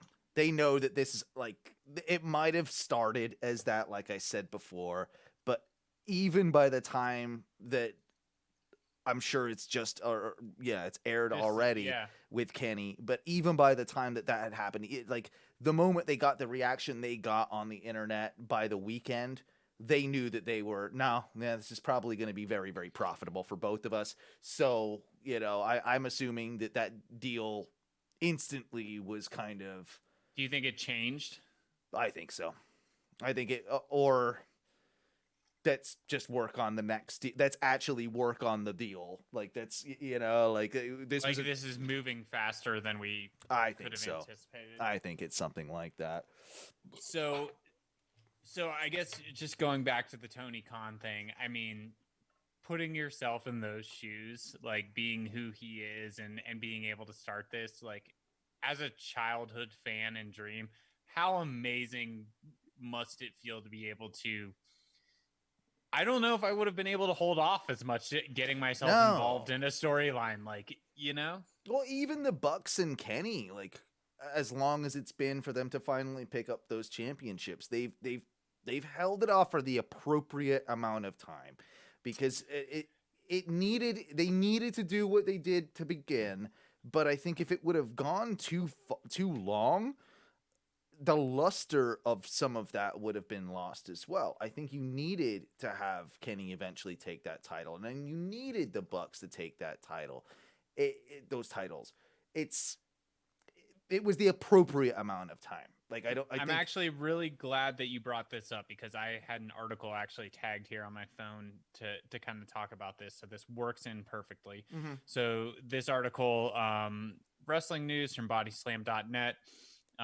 Kenny Omega responds to complaints from fans about his status as both AEW World Champion and EVP. So, and I know that this was a thing with the Bucks, where they also wanted a more of a slow burn. They thought maybe they could continue losing for another year and then winning here and there, but then slowly build and being underdogs, right? And then they kind of pulled the trigger, and they thought maybe it was kind of premature, right? And so basically this article saying, match is awesome, but a user on Twitter pointed out that AEW seems to be getting a free pass for the move, and Omega responded in a confident manner that also seems to be hinting even more of the return of the cleaner gimmick. He also wasn't afraid to tell the fan that he was relishing in their complaints. Omega was definitely in character, but his response will no doubt draw more eyes on him. So this person says, hold up. Can someone tell me why the executive vice president of AEW, in all caps, at Kenny Omega Man X, is AEW world champion? If this was Triple H, people would be in uproar. But because this is at AEW, they're allowed to get away with it? Hell no. And then Kenny Omega responds, You've got it all wrong. I'm just a lowly executive best wrestler of all time. That's kind of why I win everything everywhere. That's how life works. That's awesome. That's so good. and then I'm gonna put on my aviators for Kenny just for that. Just There for you that. go. Just for that. This person then the same person then replies, my point is, if you're someone in power, you should not be world champion. And then Kenny replies back to the same person, the only power I have is to make you cry. Oh, this run's gonna be good. Like, and I'm happy that it's Kenny wins the belt as the cleaner, as a heel. You know, Kenny. It's gonna work a lot better with Kenny being a heel and then having a face, chase that, as it always does. Dude, it's gonna be so much better. I watched I actually barely ever on Instagram, but I got on the other day. I had a friend tag me in a post and was like, from high school, who I haven't talked to in forever, but I know listens to the show. It's been a long time. But last time we were at Raw, he was there and I met up with him. But he's got a wife and kids and family. He's a fucking super awesome guy. And, the fact that he even listens to the show and will reach out here and there. But it's been, months, if not a year or two, since we've talked. And he just tagged me in something, and it was like Stone Cold doing something on a wrestling game. He's like, classic fucking Stone Cold, and I'm like, I love that you're still thinking of me and still it's wonderful. Subscribe to like wrestling, podcasts, wrestling accounts and things, and so, but I then started going through the account. I was like, I don't follow this, and I'm not very active on Instagram, minute or two a day, F that. And then it's so I'm scrolling through, and then I really liked this post, and it was Young Bucks versus the Golden Lovers. And it was the one here in the United States, and it was like, how you can like put up like certain amount of video and then you have to like swipe and do like the 10 things. It was all 10 of them, but it was like the best 10 spots and things like that of the match. That's cool. And it was super cool. But looking at that Omega and looking at like a Golden Lover Omega versus a cleaner Omega versus, what we've seen in AEW, like cleaner Omega is the fucking shit we've all known. Best. And the fact, and he has to fucking, like, the fact that he has this run is going to be amazing. Like, they need to let this play out and let him fucking play with people and fucking use that cockiness and that attitude and that showmanship. And I think we started seeing that, like, as it was slowly building through the tournament and things. But then even when they released, like, in the AEW games, that thing, like when they did like the casino thing, like I started seeing a little bit more of that cleaner attitude. Also, like the suit and him like tossing the chip, like walking past it. Like, I'm like, that's a little bit more cleaner-esque and fucking, that's what I've loved forever. As and remember we used to joke about it? Like, we'd be like, oh, do you know who Kenny Omega is? Exactly. And I think that you could do something with an evolution of that with Don Callis as a manager type. I think that can work, as we talked about earlier. I think that there is something there.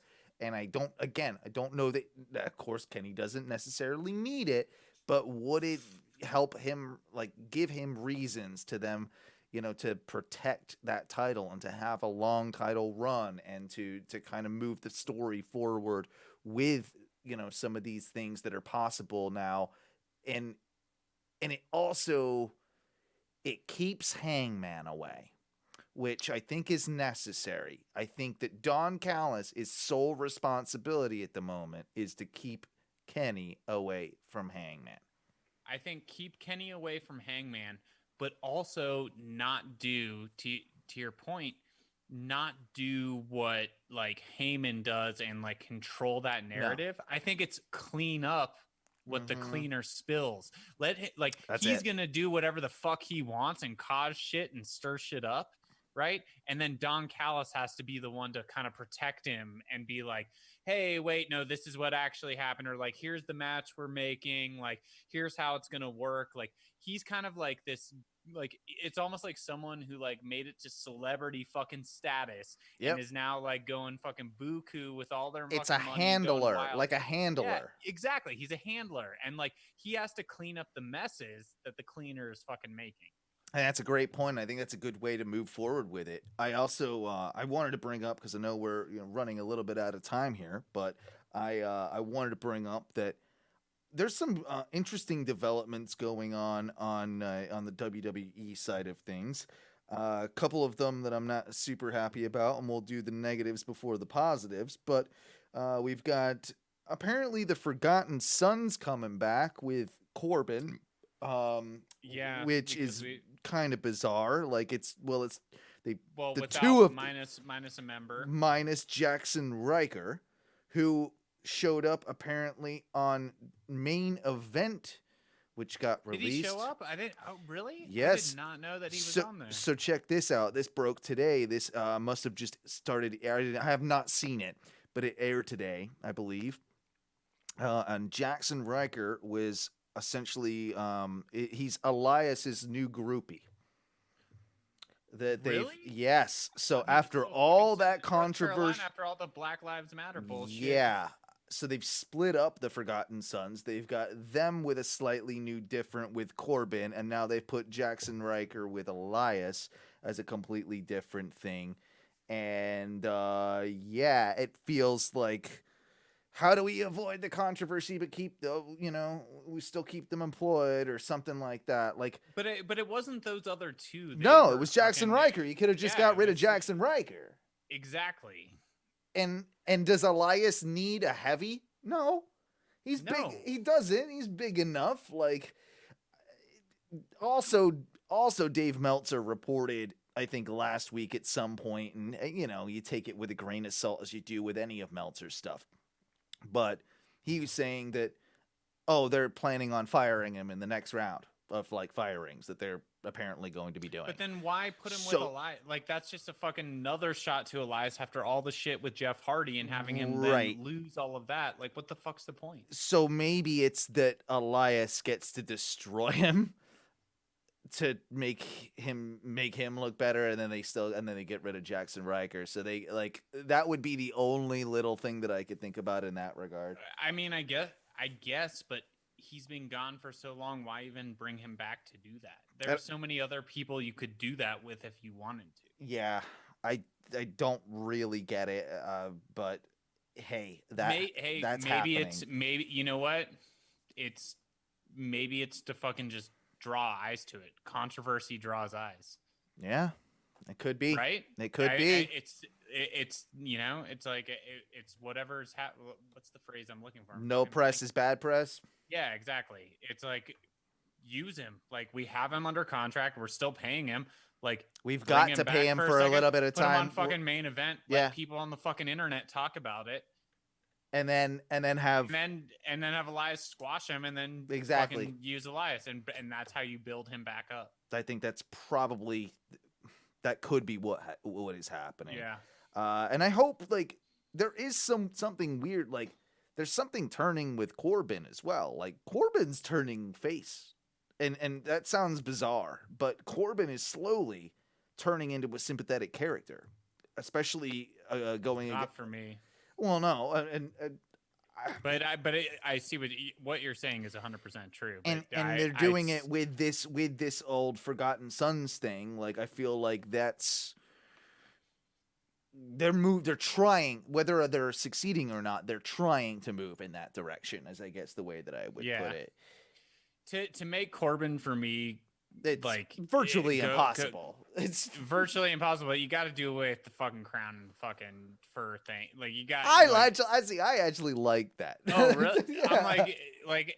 I'm like, you got to drop it. I'm like, it just reminds me of Costanza and Seinfeld when he dressed up as the king for Kramer on that one episode. It works as an annoying heel. Like, that can never work as a face. It is getting well. Too so long. it's doing its job. You're right. You're right. Like, it's annoying the fuck out of me. So it's doing its job, but I think that's I don't know. I just Well, Corbin, when I was can't when fucking get the buy-in was on, but I'm a wrestling fan, so I can be turned. okay? So let me ask. Okay, I'm trying to remember. I have to look it up. Can you look this up for me? When was Yeah. the King of the Ring that he won it at? Like, because I know they did it over several weeks on Raws, I believe it Raw. was. They need to just do King of the Ring properly and make that an NXT specialized pay per view, like they're They in their do. houses and all those like little war games. All like do NXT Takeover King of the Do those Ring. things on there. Yeah. Like that would work. And So August 19th, 2019 through September 16th, 2019. that was okay. So he probably won it it's on over a year ago now. September It's now been over a 2019. year. He So won over it. a He won year. it in September. So that's of that's why it's a problem. Or It should be 2019. it should be an annual thing that the King of the Ring is decided. Like that's Yep. the way the King of the Ring should go, and it really does. It if they don't have time for it on the main roster, I understand that. I feel like you could, but at the same time, it would be kind of perfect for an NXT main roster crossover show. Like that's how you do that. And then you have an Well- NXT star win it as well, because that's what the King of the Ring was there for, was to promote somebody to that next level, usually a heel, to get them as a king. I fucking love that. Like, so make it even a almost, and I say almost NXT exclusive. Maybe move King of the Ring to NXT. That's Right? what I would say. And, Yeah. And then do that, but allow one or two people From the main roster to roster. put themselves in to help put people over. A Kevin And then Owens, a Dolph Ziggler.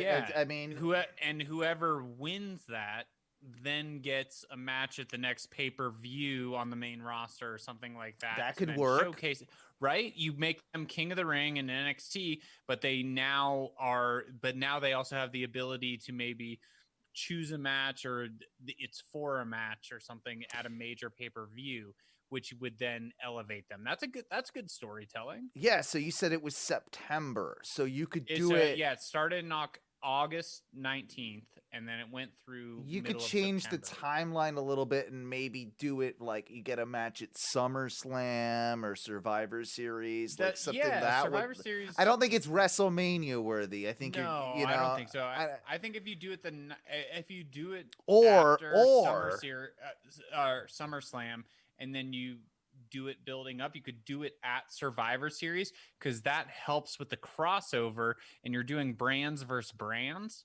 So like that's a good way to do it, and you have one match where you then I like tie that. NXT in. I like that. I think that's a good way to do it.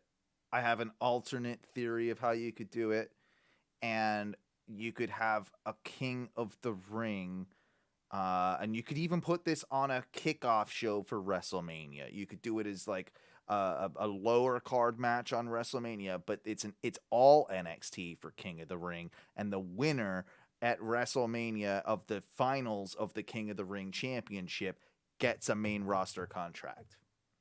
Now you've got a reason. I like that. Now you've got a reason why people get called up, and now it's a bigger deal that I you like get that. called I'm not up. against that.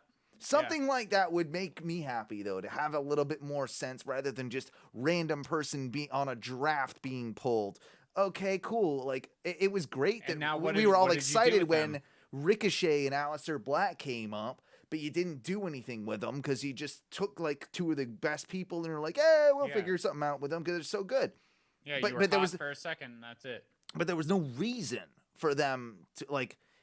You could say, okay, with Yeah, make Aleister it- Black, he was Draw a line in the sand and make it. I totally agree with what you're saying. Make it a significant step as opposed to a step that just can happen haphazardly. I can buy it with Aleister Black. He was an NXT champion.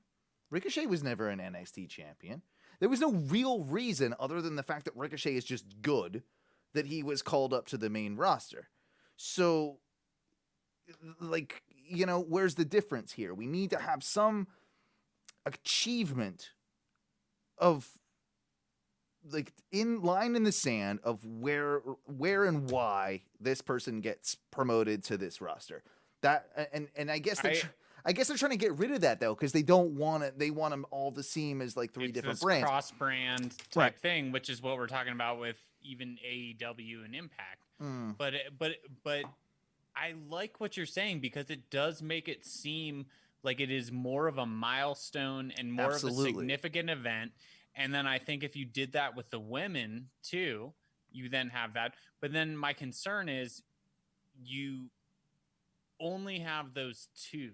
So you do need to move more people up, or do you, is the question, I guess, because they've moved so many people and so many people get lost in the shuffle. And NXT, the way that they book is obviously better than the main booking for the most part, you know? So there's this fine line. It's this like, what if it was something as simple as it was one-off matches, maybe not King of the Ring, but something as simple as we mentioned earlier that there's unfinished business with Rhea Ripley and Charlotte Flair. And what if on WrestleMania that's the condition, that if Rhea doesn't get to move up to Raw, like essentially Charlotte's the what is it, the gate holder, or what am I talking? Key holder, whatever. Yeah, you know what I'm talking about. The gatekeeper. That's what I was looking for. Gatekeeper. To the main roster, and that you cannot. I will not let any woman come up to this main roster unless they can beat me. And then you've got a WrestleMania moment where, now you can tie it all back together. Yeah, that's like that mid-level boss that we were talking about with Natalia earlier. So like now you have levels, and you have to do that, and you have to, like, if you don't beat this person, you can't do it. You could also maybe, and I love that idea, you could also maybe, whoever wins, say King, or if you do Queen of the Ring, does that, gets the shot, gets up to the upper level, they beat that person, right? Now, let's say because they have feuds and they have stories with other people in NXT, that is the way to slowly bring them up. So do you then do, it's not a Money in the Bank, it's not, but it's something else where those people somehow are able to get a shot. I like the tournament stage style as well. It keeps it fair for everyone. You know what I'm saying? Like even if it's not called King of the Ring, like if you did it as something else, that's fine. But like it's more legitimate and means something. I agree. That's that's a really, really good point that we both stumbled upon there. Yeah. One thing that I think WWE have stumbled upon, I don't know that this was really ever super planned, but I'm excited for Kevin Owens versus Roman Reigns coming up. I'm super excited for that. I think we did talk about it last podcast, but I don't know if it was official at that point. No, it was definitely not official when we were talking about it. Yeah, I agree with you, but I think that we did.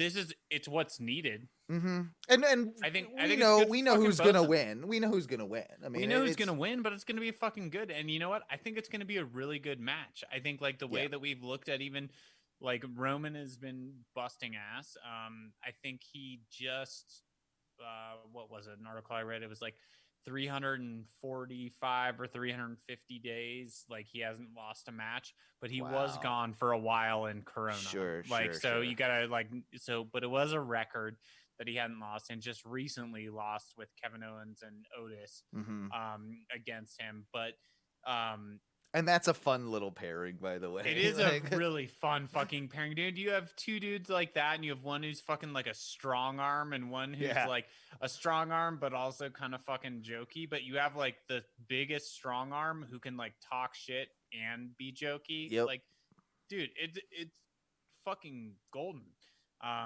But I think that Roman Reigns versus Kevin Owens, I think Kevin Owens will also know that this is a huge opportunity to prove himself yet again. He will put on has done over and over again, but he's gonna put on he's gonna put on the KO show. He's gonna put on the Kevin Owens show, and he's gonna fucking crush. And he is going to lose in the end eventually. But he is going to do such a good job, and I'm excited to see what happens, especially at the level that Roman Reigns has been working at. And I'm so excited that it's KO in this role because I mean, it sounds by all reports that it was always intended to be Braun.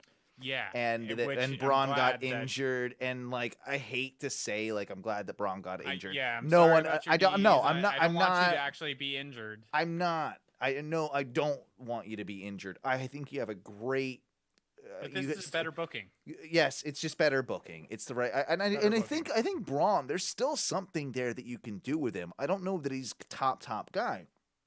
But you can big show him all day long. You can have him always be a threat. You can have him always be a contender. And you can always have him like that's a crucial role in the company that I think that they need to hold on to with Braun. But he wasn't the right man for Roman in this match because at least KO is somewhat like, oh, just what if like KO were to, it would be more believable than to me in kayfabe than Braun winning. Like so, it just feels like it's the right move, and I think they stumbled on it by accident. The other thing that they've kind of stumbled on is, and I hate to say this, all of a sudden, Randy and Bray are somewhat interesting again, and it's only because of what they did last night and the camera tricks and all the pre-recorded stuff of a transformation from Bray Wyatt into the Fiend, sort of mid-match or post-match or whatever. Like, it works for me, and it's because it honestly the Alexa Bliss thing has been huge. I was gonna say the week before Fiend. they actually planted that seed really well. Yeah. We talked about it on the podcast when they did that, and then Alexa was in Randy's arms and like made it that like that was the weakness. That is the Fiend's weakness. I think those are two of the best storylines they have going for them. And I will say I did want to interject on the Braun thing. Mm-hmm. I agree with you, and when you say like you can give him the Big Show treatment, but I also hate to fucking say that because I think he deserved better, but wasn't booked better through the years. Like he was a monster, then he was a joke, then he was a monster, then he, like they like couldn't like pin down, and like then he was like a tag team champion with a fucking 9-year-old boy or 11-year-old boy or what the fuck ever. Like you just like they just didn't. You give Nicholas his respect. I'll give Nicholas his respect, but Braun lost some respect there. Yeah. So I will say, I mean, respect for him for going with it, but like it didn't help his character from being a monster. And I think that's why you then end up in Big Show now territory. And I hate that happened to him because I feel like he could have been built as a much bigger threat. He never would have been the greatest technical wrestler because of his size and stature, but he could have been a beast and fucking, smasher. And so I think that that's something that just because of booking and creative, and I don't know all the behind the scenes, but I think because of that, he didn't really get what he could have gotten out of it. And now as a big guy, obviously you start having problems with knees and, like when you're like moving, you get more injured more. There's a lot of weight. There's a lot of, it's just basic physics. There's a lot of fucking mass like dropping on things, so I do feel really bad for him in that sense. And I don't think he's going away anytime soon. I just think that when you do say like Big Show treatment, I think Big Show now. And I'm like, I hate to see like that's your future. They would actually be smart at this point to pair him with a smaller guy, or even a guy that's like kind of a big dude as well, and tag team him up because like, they need more tag teams. I think it would fit, like make a new Natural Disasters of like two huge fucking like monsters together. Like that can work. Like that can really work.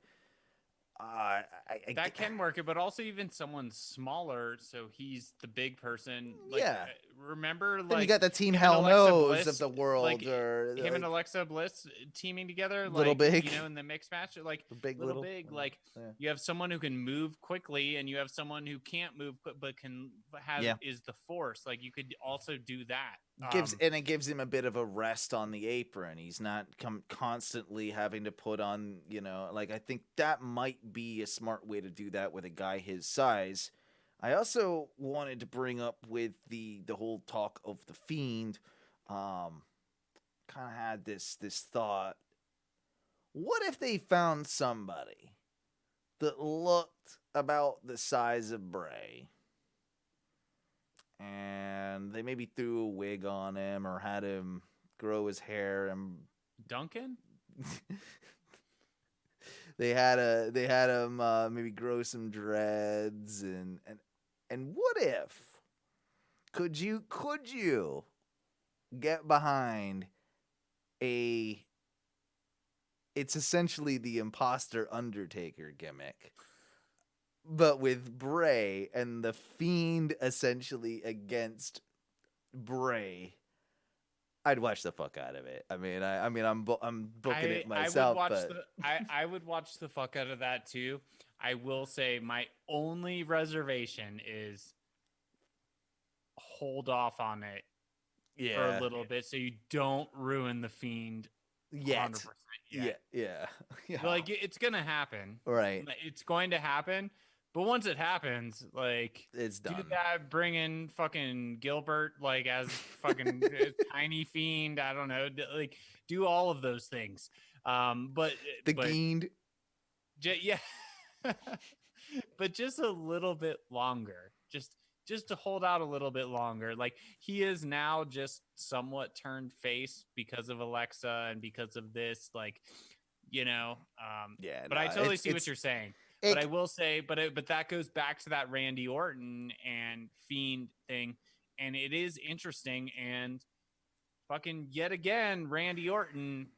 Every time I fucking don't want to pay attention to you, somehow you bring me in. You do and something you kind of make me interesting. fucking pay attention. Yeah, you do something kind of interesting, and I fucking pay attention. Yeah, and you actually do a good job at it. Credit where credit's due. There, really. Credit where credit's due. I gotta fucking say it. Oh God. We'll move. We'll do one last thing, and it's because I know it's getting late here, and I know we've done a pretty long show, but I wanted to do this kind of with you and Duncan, but we'll do it just. And you know what? No, we'll save that for next week. We'll save that for next week because okay. I'll just ask you this, and we'll kind of go. I'll be in Scranton next week. Oh, you're gonna be on your favorite place in the world. Yeah, they're throwing me back on the road, seeing if you can get Corona twice. Yeah, let's see if you can double down. Like, yeah, they're like, hey, is it actually true or not? Make it stronger. Somewhat of a science experiment. Well, that's not. I cool have antibodies now, so I think I'm superhuman, but. I don't know how that works. I'm gonna be honest. I don't know how long do they last. I think it's a couple weeks. I don't know. I don't know. No one knows any of this shit. No one knows any of it. No, all I know is don't. I just keep getting fucking shit shoved up my nose and blood taken out of my veins, and I'm not a fan of any of that, so I'm just gonna try and not get it. Have you done a test? Nah, I haven't. I haven't felt the need to, and I've not. The nose thing, it's just uncomfortable. It like doesn't hurt, but it's just like every time I do it, it's like 10 seconds in each nostril, and like they go up a fair bit, interestingly amount. And I've always, as a kid, like loved wrestling, loved all the things, but for some reason, one thing that always got me as a kid was Egyptians and how they would like pull the mummy brain and stuff. Yeah, they pulled out. I forget what it's called, but they would pull. I know what you mean. Through the nasal cavities and stuff, and so that always makes me think of it. And like, well, it's the same reason you don't like worms. You don't like the wiggly sort of like the wiggly. Yeah, worms. They also have 8 hearts, and you can fucking cut them in half. They'll turn to 2 things. They fucking have 0 eyes. Those things are from another fucking planet. They are. I know they're good for the soil, but fuck. Worms are fucking weird. Yeah, they're fucking gross. I can't watch the Boogeyman, dude. I can't. I can't do it. Is that how I learned about it? Is that are those real worms? Yeah, those are real worms, man. fuck that, dude. He Fuck goes that. down I to the can't do that. bait shops. He goes to the bait shop and Fuck that, dude. But regardless, I will say I throw on my fucking Cassidy glasses. The last couple of times I went and got COVID tested, so they can't see my face when they shove the shit up my nose. Oh yeah, like that. I would not. They're like, I would not yeah. be good. I would not be good. And random caveat: the last time, I always get very like every nurse and like nurse practitioner in the world for like my entire life has always said like you have the most amazing veins. Oof. Like you're so vast, like amazing, right? Wow. I had one nurse tell me like you are a junkie's dream, right? like, you know. And then last time I went, when I was getting tested for the antibodies, they fucking she stuck it into me, and then she's like, there is no way I didn't hit that vein, and like there's no blood. She fucked it like, up? Pulling into it. No, the cup had no suction, so the cup fucked up. And she's like trying to get people on the drive-through their attention. We sat there for 7 minutes with a fucking needle in my arm, and she's like, can you please bear with me? And I was like, yeah, I can bear with you. I was like, I'm actually probably the best person to be able to handle this. Yeah, I'm not. And I was like, and she's like trying to, I was like, I'm not going to pass out.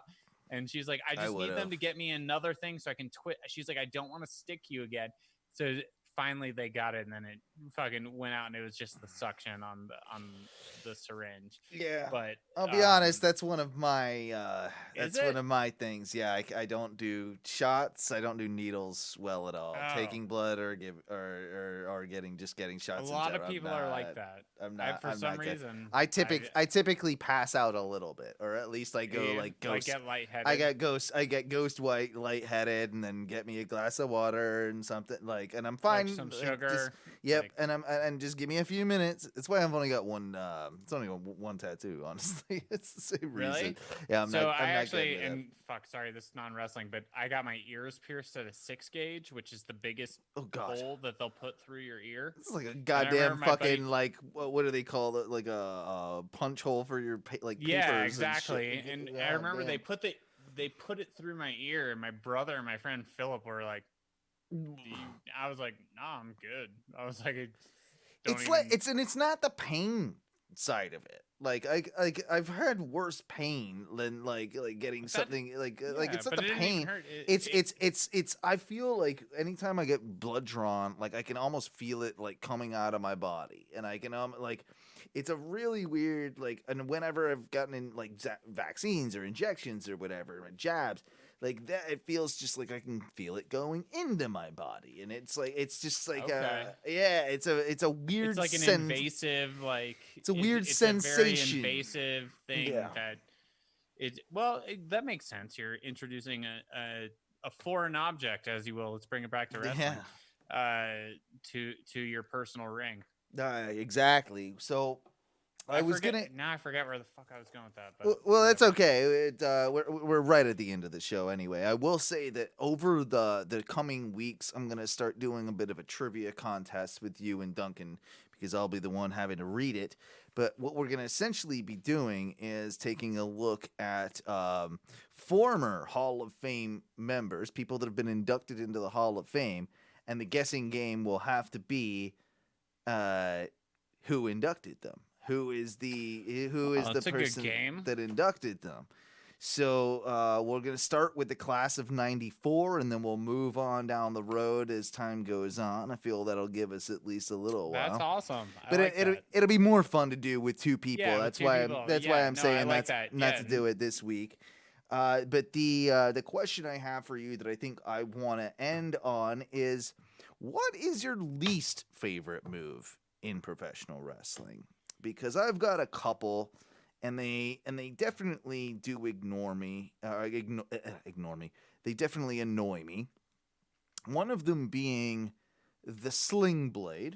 I feel like the Slingblade is a very lazy move that doesn't make a lot of sense in kayfabe as to why it would hurt. Like, it just kind of, I don't know. I don't really get that one. But the most annoying move for me, or least favorite move, has always been the Del Rio spot, as I'll call it. I'm sure I know other people have done it, but it's where he gets him in the corner, upside down, and he's on the top rope. The other person has to hold themselves up, and then Del Rio does the double boot, and Yeah. Okay. remember that? So Because I just hate the fact that like the other wrestler has to hold themselves up, yeah, in clearly order to do looking that. at the thing coming. Like, yeah, of course, suspension of disbelief. It's part of the whole wrestling thing, but Yeah, it's stupid. I will 100% say that's stupid. I will also say God,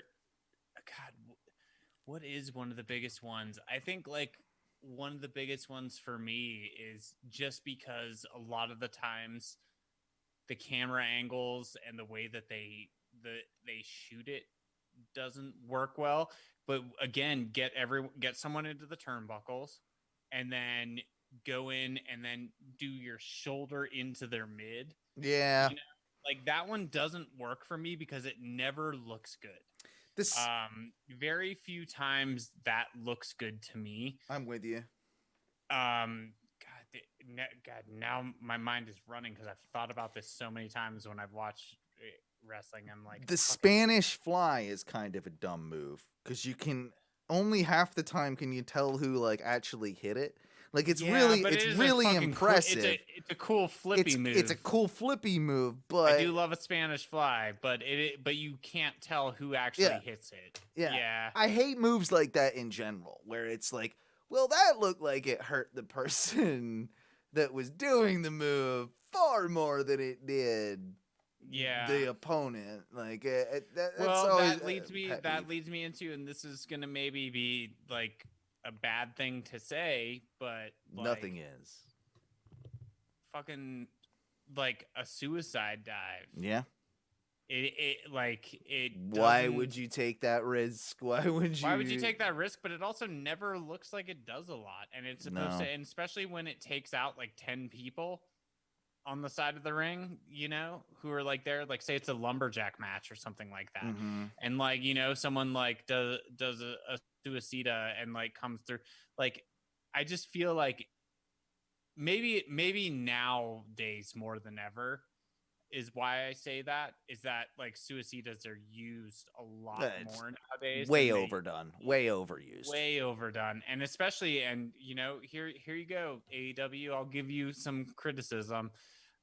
Way overdone because I know that you want to hear that shouted out on the announcer's table, but like it doesn't always look good, and when it's also overdone, like if I see someone do it 2 or 3 times throughout the night to one person, then how am I also supposed to believe that that same momentum is taking out 4 or 5 people? And if you're gonna do it well.